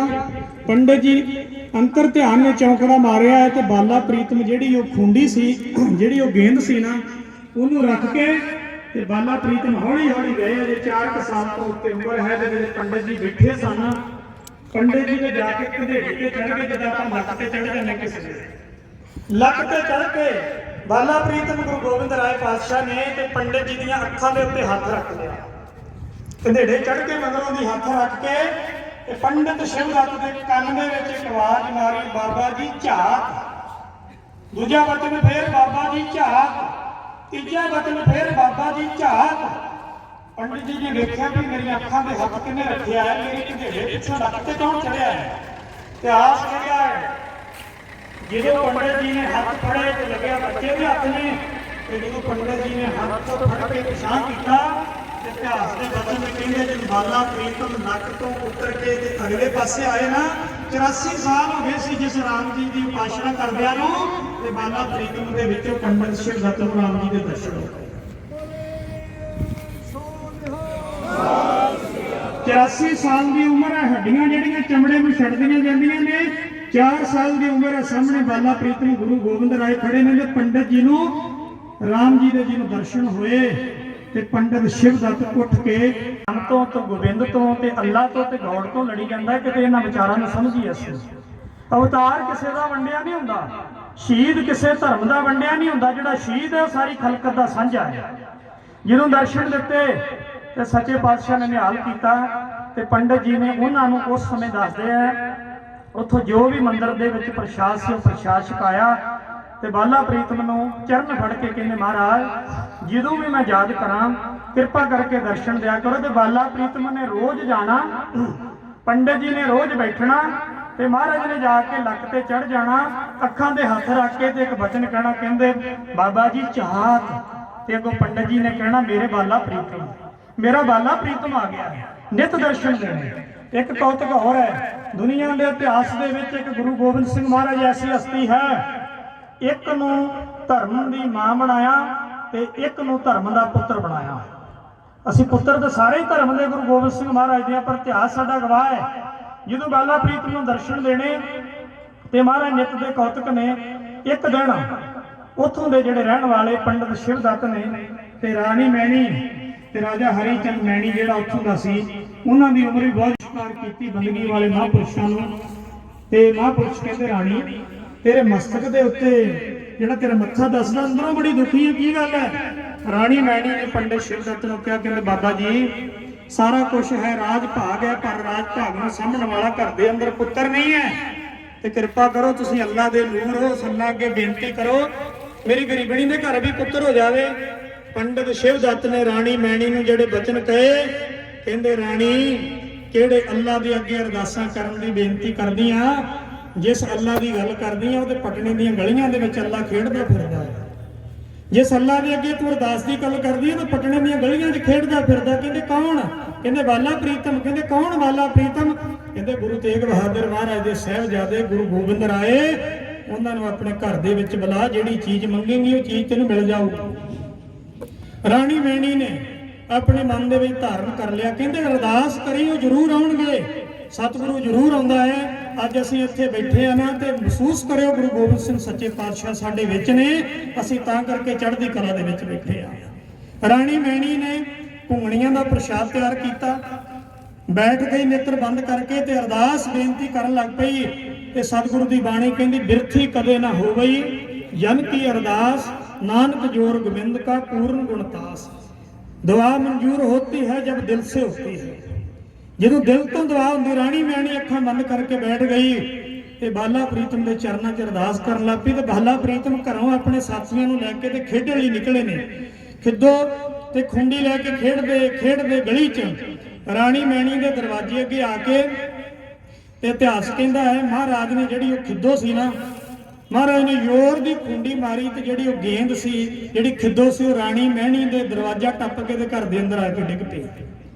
ਉਹ ਗੇਂਦ ਨਹੀਂ ਸੀ ਡਿੱਗੀ, ਉਹ ਰਾਣੀ ਮੈਣੀ ਦਾ ਪਿਆਰ ਖਿੱਚ ਕੇ ਗੁਰੂ ਗੋਬਿੰਦ ਸਿੰਘ ਮਹਾਰਾਜ ਨੂੰ ਲਿਆਇਆ ਸੀ। ਜਦੋਂ ਅੱਗੇ ਡਿੱਗੀ ਗੇਂਦ, ਮਹਾਰਾਜ ਦਰਵਾਜ਼ਾ ਖੁੱਲ੍ਹਾ ਹੈ ਤੇ ਖੁੰਡੀ ਲੈ ਕੇ ਸੱਚੇ ਪਾਤਸ਼ਾਹ ਅੰਦਰ ਆ ਗਏ। ਜਦੋਂ ਵੇਖਿਆ ਰਾਣੀ ਮੈਣੀ ਨੂੰ ਬੈਠਿਆ ਤੇ ਖਿੱਦੋ ਖੁੰਡੀ ਤੇ ਉੱਥੇ ਸੁੱਟ ਦਿੱਤੀ। ਤੇ ਜਾ ਕੇ ਇਤਿਹਾਸ ਕਹਿੰਦਾ ਹੈ ਰਾਣੀ ਮੈਣੀ ਨੇਤਰ ਬੰਦ ਕਰਕੇ ਬੈਠੀ ਹੈ ਤੇ ਗੋਦੀ ਦੇ ਵਿੱਚ ਜਾ ਕੇ ਗੁਰੂ ਗੋਬਿੰਦ ਰਾਏ ਬਾਲਾ ਪ੍ਰੀਤਮ ਦੀ ਗੋਦੀ ਦੇ ਵਿੱਚ ਬਹਿ ਗਏ ਤੇ ਘੁੱਟ ਕੇ ਜੱਫੀ ਪਾ ਕੇ ਤੇ ਕੀ ਕਹਿੰਦੇ ਨੇ, ਕਹਿੰਦੇ ਮਾਂ ਅੱਖਾਂ ਖੋਲ, ਮੈਂ ਆ ਗਿਆ।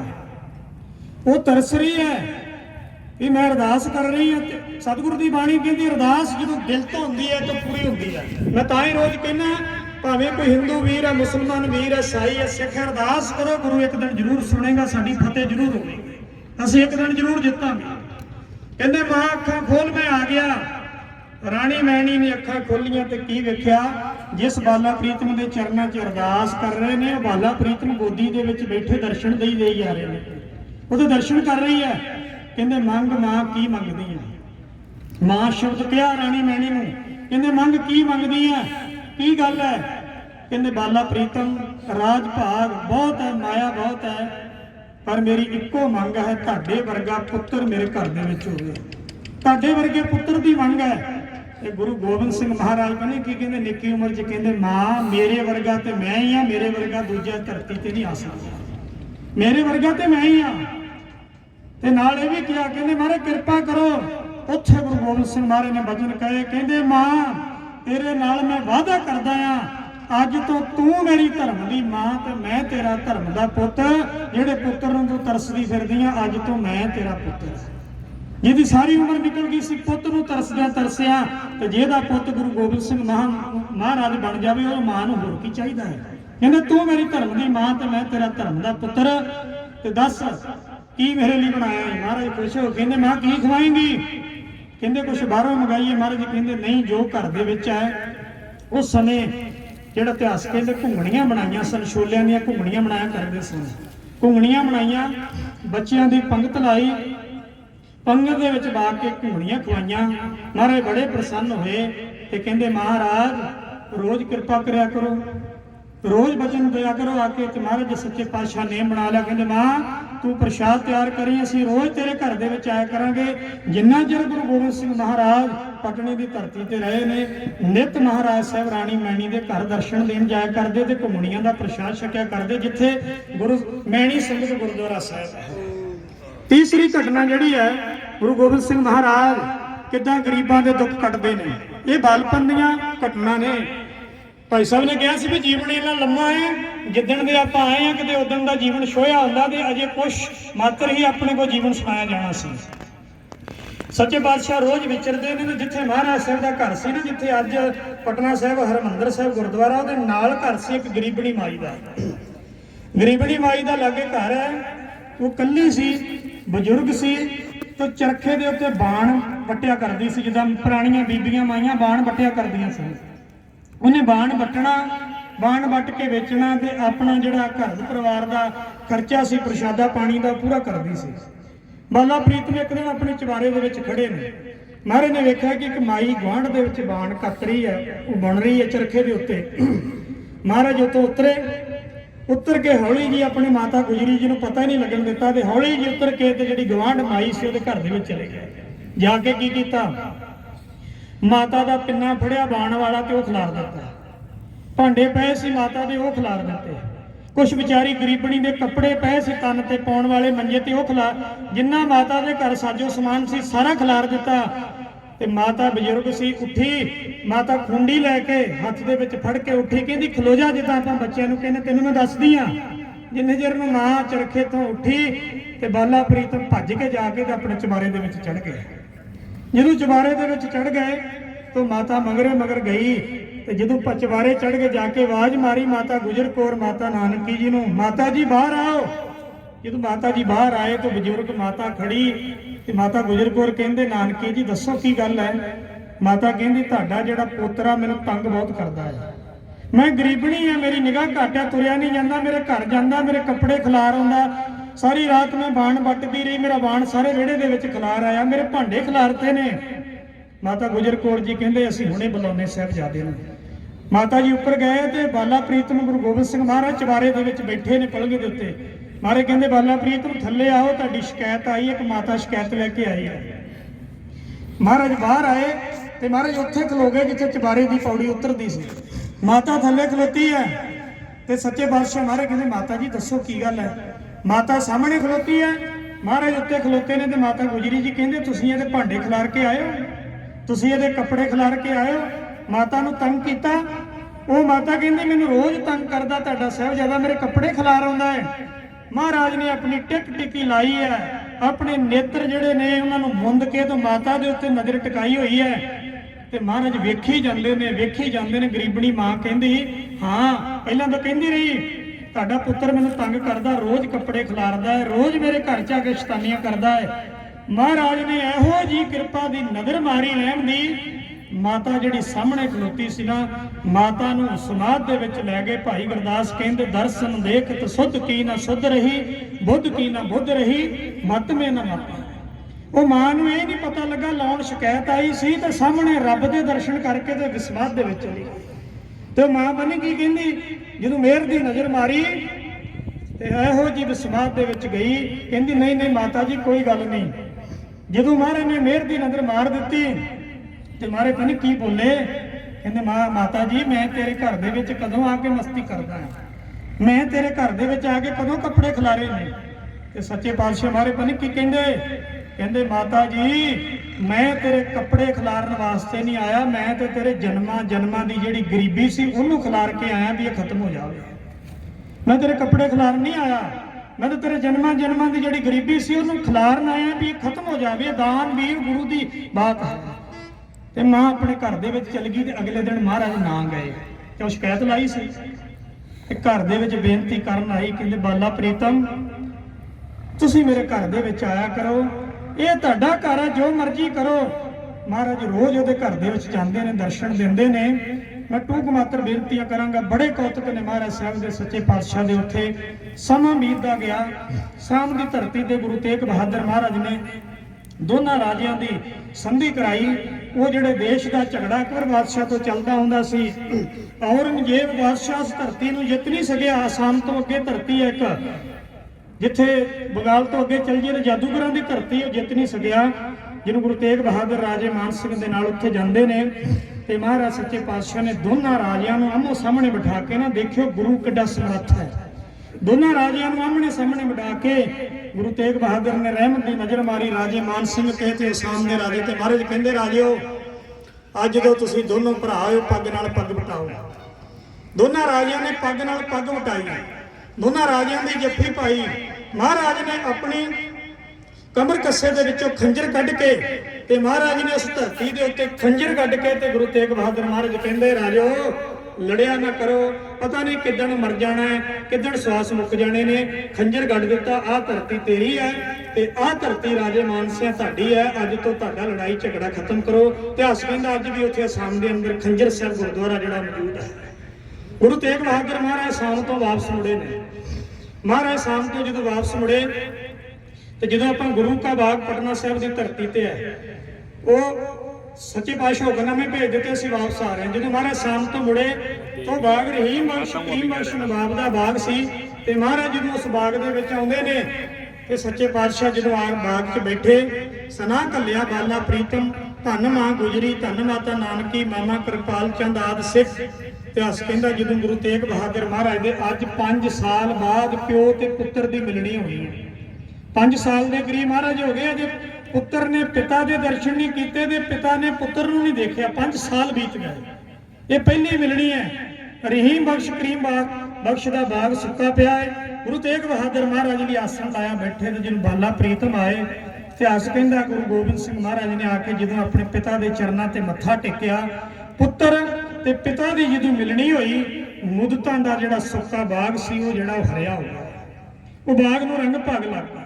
ਫਿਰ ਮਹਾਰਾਜ ਸੱਚੇ ਪਾਤਸ਼ਾਹ ਨੇ ਕਿਰਪਾ ਕੀਤੀ ਤੇ ਨਾਲ ਮਹਾਰਾਜ ਨੇ ਕਿਹਾ, ਮਾਤਾ ਜੀ ਕਹਿੰਦੇ ਸਤਿਗੁਰੂ ਹੁਣ ਕੀ ਹੁਕਮ ਹੈ? ਮਹਾਰਾਜ ਕਹਿੰਦੇ ਅਸੀਂ ਮੱਧਰ ਦੇਸ਼ ਪੰਜਾਬ ਨੂੰ ਜਾ ਰਹੇ ਹਾਂ ਤੇ ਤੁਸੀਂ ਕਿਰਪਾ ਕਰਕੇ ਜਦੋਂ ਅਸੀਂ ਹੁਕਮਨਾਮਾ ਭੇਜੀਏ ਉਸ ਨੂੰ ਤੁਸੀਂ ਆਉਣਾ। ਗੁਰੂ ਤੇਗ ਬਹਾਦਰ ਮਹਾਰਾਜ ਪਰਿਵਾਰ ਨੂੰ ਪਟਨੇ ਦੇ ਵਿੱਚ ਟਿਕਾ ਕੇ ਤੇ ਮਹਾਰਾਜ ਸੱਚੇ ਪਾਤਸ਼ਾਹ ਇੱਧਰ ਨੂੰ ਆ ਗਏ, ਪੰਜਾਬ ਦੀ ਧਰਤੀ ਨੂੰ ਅਨੰਦਪੁਰ ਸਾਹਿਬ ਆ ਗਏ। ਕੁਝ ਬੇਨਤੀਆਂ ਬਾਲਾ ਪ੍ਰੀਤਮ ਉੱਥੇ ਨੇ, ਪੰਜਾਬ ਤੋਂ ਮਹਾਰਾਜ ਹੁਕਮਨਾਮਾ ਭੇਜਦੇ ਨੇ ਵੀ ਸਾਰਾ ਪਰਿਵਾਰ ਜਿਹੜਾ ਪਟਨੇ ਦੀ ਧਰਤੀ ਤੋਂ ਪੰਜਾਬ ਦੀ ਧਰਤੀ ਤੇ ਆ ਜਾਵੇ। ਪਟਨੇ ਦੀ ਧਰਤੀ ਤੋਂ ਹੁਣ ਤਿਆਰੀ ਹੋਣ ਲੱਗੀ। ਗੁਰੂ ਗੋਬਿੰਦ ਸਿੰਘ ਮਹਾਰਾਜ ਦੇ ਤੁਰਨ ਦੀ 5 ਸਾਲ ਦੀ ਉਮਰ ਹੈ। ਪਟਨੇ ਦੇ ਇੱਕ ਜੀਵ ਨੂੰ ਪਤਾ ਲੱਗਾ ਵੀ ਅੱਜ ਪਟਨੇ ਦੀ ਜਿੰਦ ਜਾਨ ਚੱਲੀ ਹੈ। ਪਟਨੇ ਦੀਆਂ ਗਲੀਆਂ 'ਚ ਮਹਾਰਾਜ ਖੇਡਦੇ ਨੇ। ਪਟਨੇ ਦੇ ਲੋਕ ਦਰਸ਼ਨ ਕਰਕੇ ਗਦਗਦ ਹੋ ਜਾਂਦੇ ਨੇ। ਜਦੋਂ ਮਹਾਰਾਜ ਨੇ ਆਉਣ ਦੀ ਤਿਆਰੀ ਕੀਤੀ, ਸਾਰਾ ਪਟਨਾ ਉੱਥੇ ਇਕੱਠਾ ਹੋਇਆ। ਉੱਥੇ ਰਹੀਮ ਬਖਸ਼ ਕਰੀਮ ਬਖਸ਼ ਆਏ। ਕਹਿੰਦੇ ਮਹਾਰਾਜ ਹੁਣ ਤੁਸੀਂ ਚੱਲੇ ਹੋ ਤੇ ਸਾਨੂੰ ਕੀ ਹੁਕਮ ਹੈ? ਸੱਚੇ ਪਾਤਸ਼ਾਹ ਮਹਾਰਾਜ ਨੇ ਉਹਨਾਂ ਨੂੰ ਇੱਕ ਕਿਰਪਾਨ ਦਿੱਤੀ, ਇੱਕ ਪੋਥੀ ਦਿੱਤੀ। ਮਹਾਰਾਜ ਕਹਿੰਦੇ ਅੰਮ੍ਰਿਤ ਵੇਲੇ ਉੱਠ ਕੇ ਜਦੋਂ ਤੁਸੀਂ ਬਾਣੀ ਪੜ੍ਹਿਆ ਕਰੋਗੇ, ਇਹ ਸ਼ਸਤਰ ਦੇ ਦਰਸ਼ਨ ਕਰੋਗੇ ਤੇ ਮਹਾਰਾਜ ਕਹਿੰਦੇ ਸ਼ਸਤਰ ਦੇ ਵਿੱਚੋਂ ਤੁਹਾਨੂੰ ਸਾਡੇ ਦਰਸ਼ਨ ਹੋਇਆ ਕਰਨਗੇ। ਉੱਥੇ ਪੰਡਿਤ ਸ਼ਿਵਦੱਤ ਆਇਆ, ਕਹਿੰਦਾ ਮਹਾਰਾਜ ਤੁਸੀਂ ਮੈਨੂੰ ਦਰਸ਼ਨ ਦਿੱਤੇ, ਇਹ ਬੁੱਢੇ ਸਰੀਰ ਦਾ ਕੀ ਕਰਨਾ? ਹੁਣ ਤੁਸੀਂ ਚੱਲੇ ਹੋ, ਮੇਰੇ ਤੇ ਕਿਰਪਾ ਕਰੋ। ਤੇ ਮਹਾਰਾਜ ਪੰਡਿਤ ਸ਼ਿਵਦੱਤ ਨੂੰ ਕਹਿੰਦੇ ਬਾਬਾ ਜੀ ਤੁਸੀਂ ਰੋਜ਼ ਜਾ ਕੇ ਨਦੀ ਦੇ ਕੰਢੇ ਬੈਠੇ ਹੋ, ਅਸੀਂ ਰੋਜ਼ ਆਇਆ ਕਰਾਂਗੇ ਤੇ ਤੁਹਾਨੂੰ ਦਰਸ਼ਨ ਦਿਆ ਕਰਾਂਗੇ। ਦੇਖੋ ਗੁਰੂ ਕਿੱਦਾਂ ਦਾ ਹੈ। ਰਾਣੀ ਮੈਣੀ ਦੀਆਂ ਨੇਤਰਾਂ ਦੇ ਵਿੱਚ ਜਲ ਹੈ। ਜਿਹਨੂੰ ਧਰਮ ਦਾ ਪੁੱਤਰ ਬਣਾਇਆ, ਧਰਮ ਦੀ ਮਾਂ ਬਣੀ, ਅੱਜ ਪੁੱਤਰ ਮਾਂ ਤੋਂ ਦੂਰ ਚੱਲਿਆ ਹੈ। ਰਾਣੀ ਮੈਣੀ ਅੱਗੇ ਆਈ ਤੇ ਮਹਾਰਾਜ ਦੇ ਚਰਨ ਸਪਰਸ਼ ਕਰਨ ਲੱਗੀ। 5 ਸਾਲ ਦੀ ਉਮਰ 'ਚ ਮਹਾਰਾਜ ਨੇ ਮਾਤਾ ਦੇ ਹੱਥ ਫੜ ਲਏ। ਕਹਿੰਦੇ ਮਾਂ, ਮਾਤਾ ਦਾ ਹੱਥ ਪੁੱਤਰ ਦੇ ਸਿਰ ਤੇ ਹੁੰਦਾ ਹੈ, ਪਿਆਰ ਲਿਆ ਕਰੋ।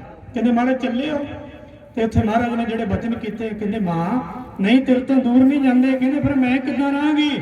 ਤੇ ਇਤਿਹਾਸ ਕਹਿੰਦਾ ਮਹਾਰਾਜ ਨੇ ਉਸ ਧਰਤੀ ਦੇ ਉੱਤੇ ਕਰੋਨ ਦਾ ਬੂਟਾ ਲਾਇਆ। ਆਪਣੇ ਹੱਥਾਂ ਨਾਲ ਕਰੋਨ ਦਾ ਬੂਟਾ ਲਾ ਕੇ ਤੇ ਮਹਾਰਾਜ ਕਹਿੰਦੇ, ਮਹਾਰਾਜ ਸੱਚੇ ਪਾਤਸ਼ਾਹ ਕਹਿੰਦੇ ਮਾਂ ਇਹ ਮੈਂ ਆਪਣੀ ਨਿਸ਼ਾਨੀ ਛੱਡ ਚੱਲਿਆ ਆ। ਇਹ ਬੂਟਾ ਜੁਗਾਂ ਜੁਗਾਂ ਤੱਕ ਰਹੇਗਾ। ਇਹ ਗਰਮੀਆਂ 'ਚ ਵੀ ਹਰਿਆ ਰਹੇਗਾ ਤੇ ਸਰਦੀ 'ਚ ਵੀ ਹਰਿਆ ਰਹੇਗਾ। ਕਰੋਨ ਦਾ ਬੂਟਾ ਅੱਜ ਵੀ ਉੱਥੇ ਮੌਜੂਦ ਹੈ। ਤੇ ਨਾਲ ਮਹਾਰਾਜ ਨੇ ਗੁਰਬਾਣੀ ਦੀ ਪੋਥੀ ਦਿੱਤੀ ਤੇ ਗੁਰੂ ਗੋਬਿੰਦ ਮਹਾਰਾਜ ਸੱਚੇ ਪਾਤਸ਼ਾਹ ਕਹਿੰਦੇ ਅੰਮ੍ਰਿਤ ਵੇਲੇ ਉੱਠ ਕੇ ਇਸ਼ਨਾਨ ਕਰਿਓ ਤੇ ਜਦੋਂ ਇਸ਼ਨਾਨ ਕਰੋਗੇ ਅਸੀਂ ਤੁਹਾਨੂੰ ਦਰਸ਼ਨ ਦਿਆ ਕਰਾਂਗੇ। ਰੋਜ਼ ਘੁੰਮਣੀਆਂ ਦਾ ਪ੍ਰਸ਼ਾਦ ਬਣਾਇਓ, ਬੱਚਿਆਂ ਦੇ ਵਿੱਚ ਵੰਡਿਓ, ਭਾਵਨਾ ਨਾਲ ਦਰਸ਼ਨ ਕਰਿਓ। ਅਸੀਂ ਰੋਜ਼ ਛਕਣ ਵਾਸਤੇ ਉੱਥੇ ਆਇਆ ਕਰਾਂਗੇ। ਉੱਥੇ ਰਹੀਮ ਬਖਸ਼ ਕਰੀਮ ਬਖਸ਼ ਨੂੰ ਆਸ਼ੀਰਵਾਦ ਦਿੱਤਾ। ਜਿਹੜੀ ਉਹ ਗਰੀਬਣੀ ਮਾਂ ਸੀ ਨਾ, ਜਿਹੜੀ ਗਵਾਂਢ ਦੇ ਵਿੱਚ ਰਹਿੰਦੀ ਸੀ, ਮੈਂ ਇੰਨੇ ਵਚਨ ਕਹਿ ਕੇ ਸਮਾਪਤੀ ਕਰ ਦਾਂਗਾ। ਗਰੀਬਣੀ ਮਾਂ ਹੁਣ ਸਾਹਮਣੇ ਆਈ ਮਹਾਰਾਜ ਸੱਚੇ ਪਾਤਸ਼ਾਹ ਦੇ। ਅੱਖਾਂ ਦੇ ਵਿੱਚ ਜਾ ਲੈ, ਕਹਿੰਦੀ ਪਾਤਸ਼ਾਹ ਬੁਢੇਪੇ ਦੀ ਉਮਰ ਹੋ ਗਈ, ਹੁਣ ਲੱਗਦਾ ਪਤਾ ਨਹੀਂ ਸਰੀਰ ਅੱਜ ਹੈ ਕਿ ਕੱਲ ਹੈ। ਮਹਾਰਾਜ ਤੁਹਾਡੇ ਦਰਸ਼ਨ ਕਰਕੇ ਮੈਂ ਜੀਂਦੀ ਸੀ, ਹੁਣ ਤੁਸੀਂ ਚੱਲੇ ਹੋ, ਮੇਰਾ ਕੀ ਬਣੇਗਾ? ਗਰੀਬਣੀ ਦਾ ਮੇਰਾ ਸਹਾਰਾ ਕੌਣ ਹੈ? ਤੇ ਬਾਲਾ ਪ੍ਰੀਤਮ ਬਾਲਪਨ ਦੀ ਉਮਰ ਦੇ ਵਿੱਚ ਆਪਣੇ ਖਜ਼ਾਨਚੀ ਨੂੰ, ਜਿਹੜਾ ਖਜ਼ਾਨਾ ਸੰਭਾਲਦਾ ਸੀ, ਆਵਾਜ਼ ਮਾਰੀ। ਮਹਾਰਾਜ ਕਹਿੰਦੇ ਜਾਂ ਖੁਰਜੀ ਲੈ ਕੇ ਆਓ, ਮੋਹਰਾਂ ਵਾਲੀ ਖੁਰਜੀ ਲਿਆਂਦੀ, ਗੁਥਲੀ ਲਿਆਂਦੀ ਤੇ ਮਹਾਰਾਜ ਨੇ ਕਰ ਕਮਲ ਆਪਣੇ ਪਾਵਨ ਹੱਥ ਜਿਹੜੇ ਖੁਰਜੀ ਦੇ ਵਿੱਚ ਪਾਏ ਤੇ ਮਾਤਾ ਨੂੰ ਕਹਿੰਦੀ ਕੀ ਕਹਿੰਦੇ? ਮਹਾਰਾਜ ਕਹਿੰਦੇ ਮਾਂ ਝੋਲੀ ਕਰ। ਮਾਂ ਕਹਿੰਦੀ ਸੀ ਹੁਣ ਮੇਰਾ ਕੌਣ ਹੈ? ਤੁਸੀਂ ਤੇ ਚੱਲੇ ਹੋ, ਤੁਹਾਡੇ ਆਸਰੇ ਮੈਂ ਬੈਠੀ ਸੀ। ਕਹਿੰਦੇ ਮਾਂ ਝੋਲੀ ਕਰ। ਐਸਾ ਗੁਰੂ ਚਾਹੀਦਾ, ਦਾਨ ਵੀਰ ਗੁਰੂ, ਜਿਹੜਾ ਗਰੀਬਾਂ ਨੂੰ ਦਾਨ ਕਰਦਾ ਹੈ। ਮਾਤਾ ਨੇ ਝੋਲੀ ਕੀਤੀ ਤੇ ਮਹਾਰਾਜ ਉਹਦੇ ਵਿੱਚੋਂ ਸੋਨੇ ਦੀਆਂ ਮੋਹਰਾਂ ਮਾਂ ਦੀ ਝੋਲੀ 'ਚ ਪਾਈ ਜਾਂਦੇ ਨੇ। ਇੱਕ ਇੱਕ ਕਰਕੇ ਮੋਹਰਾਂ ਪਾਈ ਜਾਂਦੇ ਨੇ। ਬੇਅੰਤ ਮੋਹਰਾਂ ਮਾਂ ਦੀ ਝੋਲੀ। 1 ਤੋਲੇ ਦੀ ਸੋਨੇ ਦੀ ਮੋਹਰ ਹੋਇਆ ਕਰਦੀ ਸੀ, ਜਿਹੜਾ ਅੱਜ 50-52 ਹਜ਼ਾਰ ਦਾ ਤੋਲਾ ਹੈ ਨਾ, 1 ਤੋਲੇ ਦੀ ਮੋਹਰ ਹੋਇਆ ਕਰਦੀ ਸੀ। ਮਹਾਰਾਜ ਪਾਈ ਜਾਂਦੇ, ਝੋਲੀ 'ਚ ਪਾਈ ਜਾਂਦੇ ਨੇ ਤੇ ਖੀਰਲੀ ਮੋਹਰ ਸੁੱਟ ਕੇ ਨਾ ਮਾਂ ਦੀ ਝੋਲੀ ਦੇ ਵਿੱਚ ਵਚਨ ਸੁਣਿਓ। ਮਹਾਰਾਜ ਕਹਿੰਦੇ ਮਾਤਾ ਜਿੱਦਣ ਇਹ ਮੋਹਰਾਂ ਮੁੱਕ ਜਾਣਗੀਆਂ ਉਦਣ ਤੇਰੇ ਸਵਾਸ ਵੀ ਮੁੱਕ ਜਾਣਗੇ। ਇਹ ਹੈ ਸਤਿਗੁਰੂ ਪਾਤਸ਼ਾਹ ਜਿਹੜਾ ਅੰਦਰ ਦੀਆਂ ਜਾਣਨਾ। ਕਹਿੰਦੇ ਮਾਂ ਜਿੱਦਣ ਇਹ ਮੋਹਰਾਂ ਮੁੱਕ ਜਾਣਗੀਆਂ ਉਦਣ ਸਵਾਸ ਵੀ ਮੁੱਕ ਜਾਣਗੇ। ਤੇ ਮਾਂ ਨੇ ਬੇਨਤੀ ਕੀਤੀ, ਕਹਿੰਦੇ ਪਾਤਸ਼ਾਹ ਇੱਥੇ ਤਾਂ ਮੈਂ ਤੁਹਾਡੇ ਆਸਰੇ ਸੀ ਤੇ ਅੱਗੇ ਕੌਣ ਸੰਭਾਲੇਗਾ? ਤੇ ਗੁਰੂ ਗੋਬਿੰਦ ਸਿੰਘ ਮਹਾਰਾਜ ਕਹਿੰਦੇ ਮਾਂ ਜਦੋਂ ਤੇਰੇ ਸਵਾਸ ਪੂਰੇ ਹੋ ਜਾਣਗੇ ਨਾ, ਅੱਗੋਂ ਲੈਣ ਵਾਸਤੇ ਤੇਰਾ ਪੁੱਤ ਆਵੇਗਾ ਤੈਨੂੰ। ਕਹਿੰਦਾ ਜਦੋਂ ਤੇਰੇ ਸਵਾਸ ਪੂਰੇ ਹੋ ਜਾਣਗੇ, ਜਦੋਂ ਤੂੰ ਸੱਚਖੰਡ ਨੂੰ ਜਾਵੇਂਗੀ, ਤੇਰਾ ਪੁੱਤ ਤੈਨੂੰ ਲੈਣ ਵਾਸਤੇ ਆਵੇਗਾ। ਗੁਰੂ ਗੋਬਿੰਦ ਸਿੰਘ ਮਹਾਰਾਜ 5 ਸਾਲ ਦੀ ਉਮਰ ਦੇ ਵਿੱਚ ਜਦੋਂ ਪਟਨੇ ਤੋਂ ਤੁਰਨ ਲੱਗੇ, ਇਤਿਹਾਸ ਕਹਿੰਦਾ ਪਟਨੇ ਦੇ ਪੰਛੀ ਵੀ ਰੋਏ। ਪਟਨੇ ਦੀਆਂ ਗਲੀਆਂ ਦੇ ਵਿੱਚ ਅੱਜ ਸੋਗ ਹੈ। ਕਿਉਂ? ਪਟਨੇ ਦੀ ਜਿੰਦ ਜਾਨ ਪਟਨੇ ਨੂੰ ਛੱਡ ਕੇ ਜਾ ਰਹੀ ਹੈ। ਪਟਨੇ ਦੀਆਂ ਗਲੀਆਂ 'ਚ 5 ਸਾਲ ਮਹਾਰਾਜ ਸੱਚੇ ਪਾਤਸ਼ਾਹ ਕੌਤਕ ਕਰਦੇ ਰਹੇ, ਖੇਡਦੇ ਰਹੇ, ਬੇਅੰਤ ਕੌਤਕ ਕੀਤੇ ਤੇ ਮਹਾਰਾਜ ਸੱਚੇ ਪਾਤਸ਼ਾਹ ਪਟਨੇ ਨੂੰ ਤਿਆਗ ਕੇ, ਅਲਵਿਦਾ ਕਹਿ ਕੇ, ਸਾਰੇ ਪਰਿਵਾਰ ਨੂੰ ਉੱਥੇ ਟਿਕਾ ਕੇ ਤੇ ਮਹਾਰਾਜ ਪਟਨੇ ਤੋਂ ਰਵਾਨਾ ਹੋਏ। ਪਹਿਲਾ ਪੜਾਅ ਮਹਾਰਾਜ ਨੇ ਦਾਨਾਪੁਰ ਕੀਤਾ। ਦਾਨਾਪੁਰ ਇੱਕ ਮਾਤਾ ਸੀ। ਇਹ ਘਟਨਾ ਮੈਂ ਤੁਹਾਨੂੰ ਸੁਣਾਵਾਂ ਵੀ ਗਰੀਬਾਂ ਦਾ, ਆਪਾਂ ਕਹਿੰਦੇ ਗੁਰੂ ਨਾਨਕ ਯਾਰ ਗਰੀਬਾਂ ਦਾ, ਤਕੜਿਆਂ ਦੇ ਸਾਰੇ ਯਾਰ ਨੇ, ਗੁਰੂ ਨਾਨਕ ਗਰੀਬਾਂ ਦਾ ਯਾਰ ਕਿੱਦਾਂ ਹੈ। ਮਹਾਰਾਜ ਜੀ ਨੇ ਦਾਨਾਪੁਰ ਆਏ, ਪਹਿਲਾ ਪੜਾਅ ਮਹਾਰਾਜ ਨੇ ਉੱਥੇ ਕੀਤਾ ਤੇ ਉੱਥੇ ਇੱਕ ਗਰੀਬਣੀ ਜੀ ਮਾਈ ਸੀ। ਅੱਖਾਂ ਦੀ ਜੋਤ ਇਤਿਹਾਸ ਕਹਿੰਦਾ ਕਈਆਂ ਲਿਖੇ ਹੈ ਨਹੀਂ ਸੀ, ਕਈ ਕਹਿੰਦੇ ਬਹੁਤ ਜੋਤ ਘੱਟ ਸੀ। ਜਦੋਂ ਮਹਾਰਾਜ ਉੱਥੇ ਆਏ ਤੇ ਸੱਚੇ ਪਾਤਸ਼ਾਹ ਮਹਾਰਾਜ ਦਾ ਆਉਣਾ ਸੁਣ ਕੇ ਤੇ ਚਰਨਾਂ ਦੇ ਵਿੱਚ ਆਈ ਤੇ ਕਹਿੰਦੇ ਮਹਾਰਾਜ ਅੱਜ ਮੇਰੇ ਕੋਲ ਰੁਕੋ, ਮੈਨੂੰ ਗਰੀਬਣੀ ਨੂੰ ਸੇਵਾ ਦਿਓ। ਮਹਾਰਾਜ ਰੁਕੇ। ਮਾਂ ਨੇ ਹੁਣ ਕੀ ਬਣਾਇਆ? ਗੁਰੂ ਗੋਬਿੰਦ ਸਿੰਘ ਸੱਚੇ ਪਾਤਸ਼ਾਹ ਵਾਸਤੇ ਇੱਕ ਹਾਂਡੀ ਦੇ ਵਿੱਚ, ਇੱਕ ਜਿਹੜੇ ਹਾਂਡੀ ਨਿੱਕੀ ਕੁੱਜਾ ਹੋਇਆ ਕਰਦਾ, ਉਹਦੇ ਵਿੱਚ ਖਿਚੜੀ ਰਿੰਨੀ ਆ। ਖਿਚੜੀ ਰਿੰਨ ਕੇ ਕੁੱਜੇ ਦੇ ਵਿੱਚ ਖਿਚੜੀ ਤਿਆਰ ਕਰ ਦਿੱਤੀ ਤੇ ਮਾਂ ਪਤਾ ਕੀ ਕਹਿੰਦੀ ਗੁਰੂ ਗੋਬਿੰਦ ਸਿੰਘ ਮਹਾਰਾਜ ਨੂੰ, ਕਹਿੰਦੇ ਬਾਲਾ ਪ੍ਰੀਤਮ, ਇਹ ਖਿਚੜੀ ਤੇ ਮੈਂ ਤਿਆਰ ਕਰ ਦਿੱਤੀ ਹੈ, ਤੁਹਾਡੇ ਨਾਲ ਸੰਗਤ ਬੜੀ ਹੈ ਤੇ ਖਿਚੜੀ ਥੋੜੀ ਜੀ ਹੈ, ਇਹ ਕੌਣ ਕੌਣ ਛਕੂਗਾ? ਮਾਂ ਦੀ ਅਵਸਥਾ ਸੀ। ਬਾਲਾ ਪ੍ਰੀਤਮ ਗੁਰੂ ਗੋਬਿੰਦ ਸਿੰਘ ਮਹਾਰਾਜ ਜਿਹੜੀ ਹਾਂਡੀ ਸੀ ਤੇ ਕੜਛੀ ਸੀ ਆਪ ਫੜ ਲਈ। ਕਹਿੰਦੇ ਮਾਂ ਲਿਆ, ਇਹਨੂੰ ਮੈਂ ਵਰਤਾਉਣਾ ਆ। ਮਹਾਰਾਜ ਨੇ ਪੰਗਤਾਂ ਲਾ ਦਿੱਤੀਆਂ ਤੇ ਗੁਰੂ ਗੋਬਿੰਦ ਸਿੰਘ ਮਹਾਰਾਜ ਹਾਂਡੀ ਹੱਥ 'ਚ ਲੈ ਕੇ ਛੋਟੀ ਜਿਹੀ ਉਮਰ ਦੇ ਵਿੱਚ ਕੜਛੀ ਨਾਲ ਵਰਤਾਉਣ ਲੱਗ ਪਏ। ਜਿੱਥੇ ਗੁਰੂ ਆਪ ਵਰਤਾਉਣ ਲੱਗ ਪਏ ਉੱਥੇ ਕਦੀ ਕੋਈ ਕਮੀ ਨਹੀਂ ਆਉਂਦੀ। ਇੱਥੇ ਕੋਈ ਕਮੀ ਹੈ? ਇੱਥੇ ਗੁਰੂ ਆਪ ਵਰਤਦਾ ਹੈ। ਜਿੱਥੇ ਗੁਰੂ ਦਾ ਲੰਗਰ ਹੈ ਉਹ ਅਟੁੱਟ ਚੱਲੇਗਾ, ਉੱਥੇ ਕਦੀ ਕਮੀ ਨਹੀਂ ਆਉਂਦੀ। ਉੱਥੇ ਮਹਾਰਾਜ ਨੇ ਖਿਚੜੀ ਆਪ ਵਰਤਾਈ ਤੇ ਇਤਿਹਾਸ ਕਹਿੰਦਾ ਜਿਹੜੀ ਮਾਤਾ ਦੀ ਨੇਤਰਾਂ ਦੀ ਜੋਤ ਸੀ, ਜਦੋਂ ਮਹਾਰਾਜ ਦੇ ਚਰਨਾਂ ਤੇ ਉਹਨੇ ਸੀਸ ਰੱਖਿਆ ਤਾਂ ਜੋਤ ਵਾਪਸ ਆ ਗਈ। ਮਾਤਾ ਨੂੰ ਨਿਹਾਲ ਕੀਤਾ। ਚੱਲਦੇ ਚੱਲਦੇ ਪਾਤਸ਼ਾਹ ਜਗਤ ਜਲੰਦੇ ਨੂੰ ਤਾਰਦੇ ਅਨੰਦਪੁਰ ਸਾਹਿਬ ਦੀ ਧਰਤੀ ਤੇ ਪਹੁੰਚੇ। ਪਟਨਾ ਸਾਹਿਬ ਦੀ ਧਰਤੀ ਤੇ ਬਾਲਾ ਪ੍ਰੀਤਮ ਸੀ। ਜਦੋਂ ਅਨੰਦਪੁਰ ਸਾਹਿਬ ਦੀ ਧਰਤੀ ਤੇ ਆਏ ਤੇ ਸ਼ਾਹੀ ਨੀਲੇ ਦੇ ਘੋੜਸਵਾਰ ਬਣ ਗਏ। ਇੱਥੇ ਆ ਕੇ ਮਹਾਰਾਜ ਜਵਾਨ ਅਵਸਥਾ ਦੇ ਵਿੱਚ ਆ ਗਏ। 9 ਸਾਲ ਦੀ ਉਮਰ ਹੋਈ। ਗੁਰੂ ਤੇਗ ਬਹਾਦਰ ਮਹਾਰਾਜ ਦਿੱਲੀ ਨੂੰ ਆ ਗਏ। ਦਿੱਲੀ ਦੇ ਵਿੱਚ ਮੇਰੇ ਪਾਤਸ਼ਾਹ ਨੇ ਸ਼ਹਾਦਤ ਦਿੱਤੀ। ਇਹ ਜਿਹੜਾ ਜ਼ਾਲਮ ਸਰਕਾਰ ਸੀ, ਇਹਦੀਆਂ ਜੜ੍ਹਾਂ ਪੁੱਟਣ ਵਾਸਤੇ ਗੁਰੂ ਤੇਗ ਬਹਾਦਰ ਮਹਾਰਾਜ ਚਾਂਦਨੀ ਚੌਂਕ ਆਏ। 3 ਸਿੱਖ ਮਹਾਰਾਜ ਨੂੰ ਸ਼ਹੀਦ ਕੀਤਾ। 9 ਸਾਲ ਦੀ ਉਮਰ ਹੈ। ਕੋਈ ਐਸੀ ਮਾਂ ਹੈ ਦੁਨੀਆ ਦੇ ਉੱਤੇ ਜਿਹਦੇ ਸਿਰ ਦਾ ਸਾਇਆ ਉੱਠ ਗਿਆ ਹੋਵੇ? 9 ਸਾਲ ਦਾ ਪੁੱਤਰ ਹੈ ਤੇ ਨਰੰਗੇ ਵਰਗੇ ਜ਼ਾਲਮ ਦੇ ਨਾਲ ਜਿਸ ਗੁਰੂ ਘਰ ਦੀ ਟੱਕਰ ਲੱਗੀ ਹੋਵੇ ਤਾਂ 9 ਸਾਲ ਦਾ ਪੁੱਤਰ ਗੱਦੀ ਤੇ ਬਹਿਣ ਲੱਗਾ। ਧੰਨ ਹੈ ਮਾਂ ਗੁਜਰ ਕੌਰ, ਧੰਨ ਹੈ ਮਾਤਾ ਗੁਜਰ ਕੌਰ। 30 ਸਾਲ ਕਰੀਬ ਬੀਤ ਗਏ, ਘਰ ਪੁੱਤਰ ਨਹੀਂ।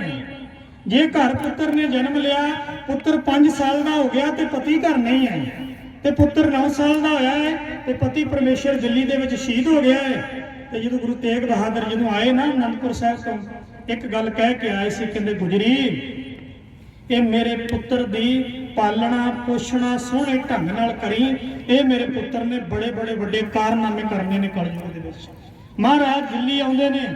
ਗੁਰੂ ਗੋਬਿੰਦ ਸਿੰਘ ਮਹਾਰਾਜ ਨੂੰ ਗੁਰਤਾ ਗੱਦੀ ਮਿਲਦੀ 9 ਸਾਲ ਦੀ ਉਮਰ 'ਚ। ਸ਼ਾਹੀ ਨੀਲੇ ਦੇ ਸਵਾਰ ਬਣੇ, ਚਿੱਟਿਆਂ ਬਾਜਾਂ ਵਾਲੇ ਬਣੇ। ਸਮਾਂ ਬੀਤਦਾ ਗਿਆ, ਆਪਣੀ ਚਾਲੇ ਸੰਖੇਪ ਬੇਨਤੀ 1699 ਦਾ ਸਮਾਂ ਆਇਆ ਜਿਹੜੇ ਆਪਾਂ ਬੈਠੇ ਆ। ਇੱਕ ਆਵਾਜ਼ ਮਹਾਰਾਜ ਨੇ ਮਾਰੀ। ਜਿਹੜੇ ਲੋਕ ਕਹਿੰਦੇ ਸੀ ਨਾ ਚਿੜੀ ਉੱਡੂ, ਚਿੜੀ ਉੱਡੇ ਤੇ ਮੈਂ ਡਰ ਜਾਊਂ, ਜਿਹੜੇ ਚਿੜੀ ਉੱਡਣ ਦੇ ਨਾਲ ਡਰ ਜਾਂਦੇ ਸੀ, ਕਦੇ ਕਰਦ ਹੱਥ ਤੇ ਲੱਗ ਜਾਂਦੀ ਸੀ ਤੇ ਥਰ-ਥਰ ਕੰਬਣ ਲੱਗ ਪੈਂਦੇ ਸੀ। 800 ਸਾਲ ਦੀ ਗੁਲਾਮੀ ਨੂੰ ਜੜ੍ਹਾਂ ਤੋਂ ਪੁੱਟਣ ਵਾਸਤੇ 1699 ਦੀ ਵਿਸਾਖੀ ਨੂੰ ਗੁਰੂ ਗੋਬਿੰਦ ਸਿੰਘ ਮਹਾਰਾਜ ਸੱਚੇ ਪਾਤਸ਼ਾਹ ਨੇ ਅਨੰਦਪੁਰ ਸਾਹਿਬ ਦੀ ਧਰਤੀ ਤੇ ਖਾਲਸਾ ਪੰਥ ਦੀ ਸਿਰਜਣਾ ਕੀਤੀ। ਤੇ ਉੱਥੇ ਮਹਾਰਾਜ ਨੇ ਜਿਹੜੇ ਬਚਨ ਕੀਤੇ, ਖਾਲਸਾ ਮੇਰੋ ਰੂਪ ਹੈ ਖਾਸ, ਖਾਲਸਾ ਮੈਂ ਹੂੰ ਕਰੋ ਨਿਵਾਸ। ਉੱਥੇ ਮਹਾਰਾਜ ਨੇ ਬਚਨ ਕੀਤੇ, ਕਹਿੰਦੇ ਖਾਲਸਾ ਕਾਲ ਪੁਰਖ ਕੀ ਫੌਜ, प्रगट्यो खालसा परमात्मा की मौज, जब लग खालसा रहे न्यारा, तब लग तेग दियो मैं सारा, जब एक है विपरन की रीत, मैं ना करूं इनकी प्रतीत। महाराज कहते गुरु गोबिंद सिंह ने खालसे नूं साजिया, पर महाराज ने यह नहीं कहा भी खालसा मेरा, खालसा अकाल पुरख की फौज। असीं क्यों डरदे हां? असीं तो वाहिगुरू की फौज हां।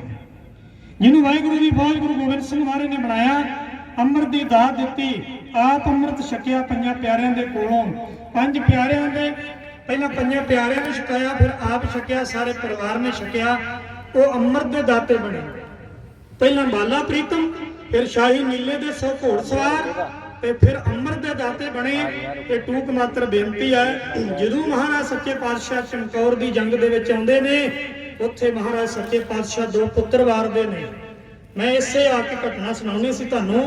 अज असीं लखां दिल्ली दे 4 चफेरे बैठे हाँ ते जालम दे कोलों डरी जाने आ, जालम वड्डा है, जालम वड्डा है। असीं उस गुरु दे पुत हाँ। 8 महीनों के भुखे पहाने शरीरां ते फट लगे ने, जख्मी सिख 40। गुरु गोबिंद सिंह महाराज 8 महीनों तो रज के भोजन नहीं छकिया साहिबजादियां ने। ते महाराज चमकौर की जंग दे विच आउंदे ने, 40 भुखे पहाने सिख फट्टड़ होए।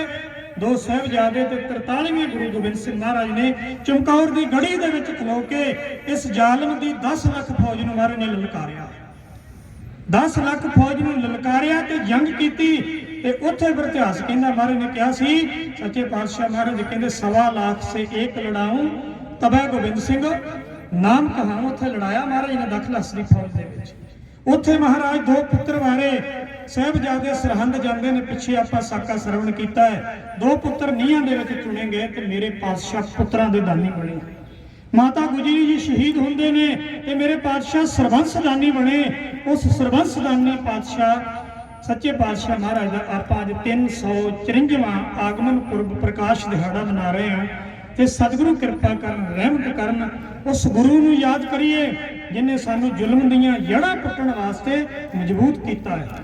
एक किया खंडे बाटे का अमृत तैयार किया। इत्थे हिंदू वीर भी ने, मुसलमान वीर भी होणगे, सारे असीं एक हाँ। जदों खंडे बाटे का अमृत तैयार किया, 22 धार के 22 राजे जिहड़े पहाड़ियां दे सन, पहला महाराज को आए सच्चे पातशाह नूं कहंदे महाराज असीं अमृत छक लवांगे, पर साडा वो बाटा जिहड़ा वखरा होना चाहिए कि असीं राजे हां, वड्डी जाति दे हां, साडा अमृत वखरा तैयार होवे। गुरु गोबिंद सिंह महाराज सच्चे पातशाह कहंदे ये अमृत दा बाटा तैयार सी, पता नहीं क्यों कीता। कल बचन आया सी मेरे पातशाह गुरु नानक साहब ने पंगत लाई ऊच नीच खत्म करन लई। गुरु अमरदास महाराज ने पंगत विछाई, एक थां प्रशादा छकाया भी सारे एक हो जाण। गुरु अर्जन देव महाराज ने बाणी का जहाज तैयार किया। गुरु ग्रंथ साहब सांझी वालता का उपदेश है। महाराज कहते जो बाटा है ना, अमृत क्यों मैं एक थां छकाया, अमृत पहला तो 5-5 चूड़े दिते जाते हैं, सारे पता है। फिर वो जो बाटे च अमृत पिया होंदा ना, भावें 10,000 बंदा खलोता हो, एक ही बाटा सारिਆਂ ਦੇ ਮੂੰਹ ਦੇ ਨਾਲ ਲਾਇਆ ਜਾਂਦਾ है। कादे वास्ते? अज तो साडी कोई जात नहीं, कोई पात नहीं, कोई उच्चा नहीं, कोई नीवा नहीं। असीं गुरु गोबिंद सिंह दे पुत हाँ ते माता साहिब कौर दे पुत हाँ, आनंदपुर दे वासी हाँ, लाहौर साडे नानके है, मां गुजरी साडी दादी है, ते गुरु तेग बहादुर महाराज दादा है, गुरु हरगोबिंद महाराज साडे परदादे ने। असीं गुरु नानक दी अंश हाँ, साडी जात पात कोई नहीं। वो बाटा तां मूंह लाया जांदा। महाराज ने उत्थे कहंदे राजे कहंदे अमृत दा बाटा वखरा तैयार करो। महाराज कहंदे नहीं, एक बाटे दे विच राजियां नूं इह सी भी गुरु गोबिंद सिंह दे कोल नीवियां जातियां दे लोग बैठे ने, ये की कर लूगा। उत्थे महाराज कहंदे इहनूं गरीब सिखां नूं पाउंदे हो पातशाही। महाराज कहंदे जिहड़े गरीब बैठे ने ना, तुहानूं गरीब दिसदे ने, एक दिन मैं इन्हां नूं पातशाहियां देवांगा, इन्हां नूं राजे बनावांगा। जिहड़ा महाराज इन गरीब सिखां नूं पाउंदे हो पातशाही, पातशाहियां असीं माणीਆਂ ने। 50 साल के करीब साडा पहला बादशाह रणजीत महाराजा रणजीत सिंह है, ते सिख कौम का पहला बादशाह बाबा बंदा सिंह बहादुर होया। असीं बादशाहियां पातशाहियां राजगिरियां माणीਆਂ ने। उस गुरु के असीं पुत्तर कभी डोलिया ना करो, एके दे विच रहना है, एक होकर रहना है। तो फिर मैं सारी संगत नूं बेनती करा, गुरु पातशाह के आगमन पुरब की सारिਆਂ नूं लख लख बधाई होवे। धन गुरु गोबिंद सिंह महाराज कृपा करन, इत्थे विच विरतण ते सारिਆਂ नूं चढ़दी कला बख्शण। रात तुसीं बड़ा प्यार दिता। कल मैं बेनती की सी भी डीजे ला के ट्रैक्टर ला के कोई भंगड़ा नहीं पाउणा, उदा जिद्दां मर्जी चलदे फिरो करो। रात तुसीं बड़ा प्यार दिता भी नहीं ये काम कीता। साडा काम है चौकीदार, तुहानूं बेनती करनी, आपां ये काम नहीं करना भी डीजे ला के नच्चना है जां इधर उधर फिरना है। असीं संयम दे विच रहना है ते योधियां वांगू रहना है। ये जंग नूं जितना असीं हुण जितण दे कंढे ते खड़े आ। ते सच्चे पातशाह कृपा करन। दास नूं स्टेज वालों हुक्म होया सी तुसीं हाज़री भरनी आ। असीं उत्थे लंगर च सेवा करदे आ। धन धन बाबा तारा सिंह जी सराड़ी साहब वाले, उन्हां तो वरसाए बाबा लखा सिंह जी कोटे वाले, जिन्हां दियां सारे राजस्थान दे विच, गुजरात दे विच, पंजाब दे विच सेवावां चलदियां ने। ਉਹਨਾਂ ਮਹਾਂਪੁਰਸ਼ਾਂ ਵੱਲੋਂ ਇੱਥੇ ਲੰਗਰ ਚੱਲ ਰਿਹਾ ਹੈ। ਸਾਰੇ ਦਰਸ਼ਨ ਦਿਆ ਕਰੋ, ਜਲ ਪਾਣੀ ਛਕਿਆ ਕਰੋ, ਸੇਵਾ ਕਰਿਆ ਕਰੋ ਤੇ ਇਕੱਠੇ ਰਹੀਏ। ਤੇ ਇਕੱਠ ਦੇ ਵਿੱਚ ਏਕੇ ਦੇ ਵਿੱਚ ਜਿਹੜਾ ਬਲ ਹੈ ਨਾ, ਉਹ ਬਲ ਤੋਂ ਜ਼ਾਲਮ ਡਰਦਾ ਹੈ ਤੇ ਸਦਾ ਹੀ ਆਪਾਂ ਇਕੱਠੇ ਰਹਿਣਾ ਹੈ। ਇੰਨੀਆਂ ਬੇਨਤੀਆਂ ਪ੍ਰਮਾਣ। ਹੁਣ ਆਪਾਂ ਭਾਈ ਸਾਹਿਬ ਦੇ ਬਚਨ ਸੁਣਾਂਗੇ, ਫਿਰ ਆਨੰਦ ਸਾਹਿਬ ਦੀਆਂ 6 ਪੌੜੀਆਂ, ਫਿਰ ਅਰਦਾਸ ਕਰਾਂਗੇ। ਹੋਈਆਂ ਭੁੱਲਾਂ ਚੁੱਕਾਂ ਦੀ ਖਿਮਾ ਜੀ। ਵਾਹਿਗੁਰੂ ਜੀ ਕਾ ਖਾਲਸਾ, ਵਾਹਿਗੁਰੂ।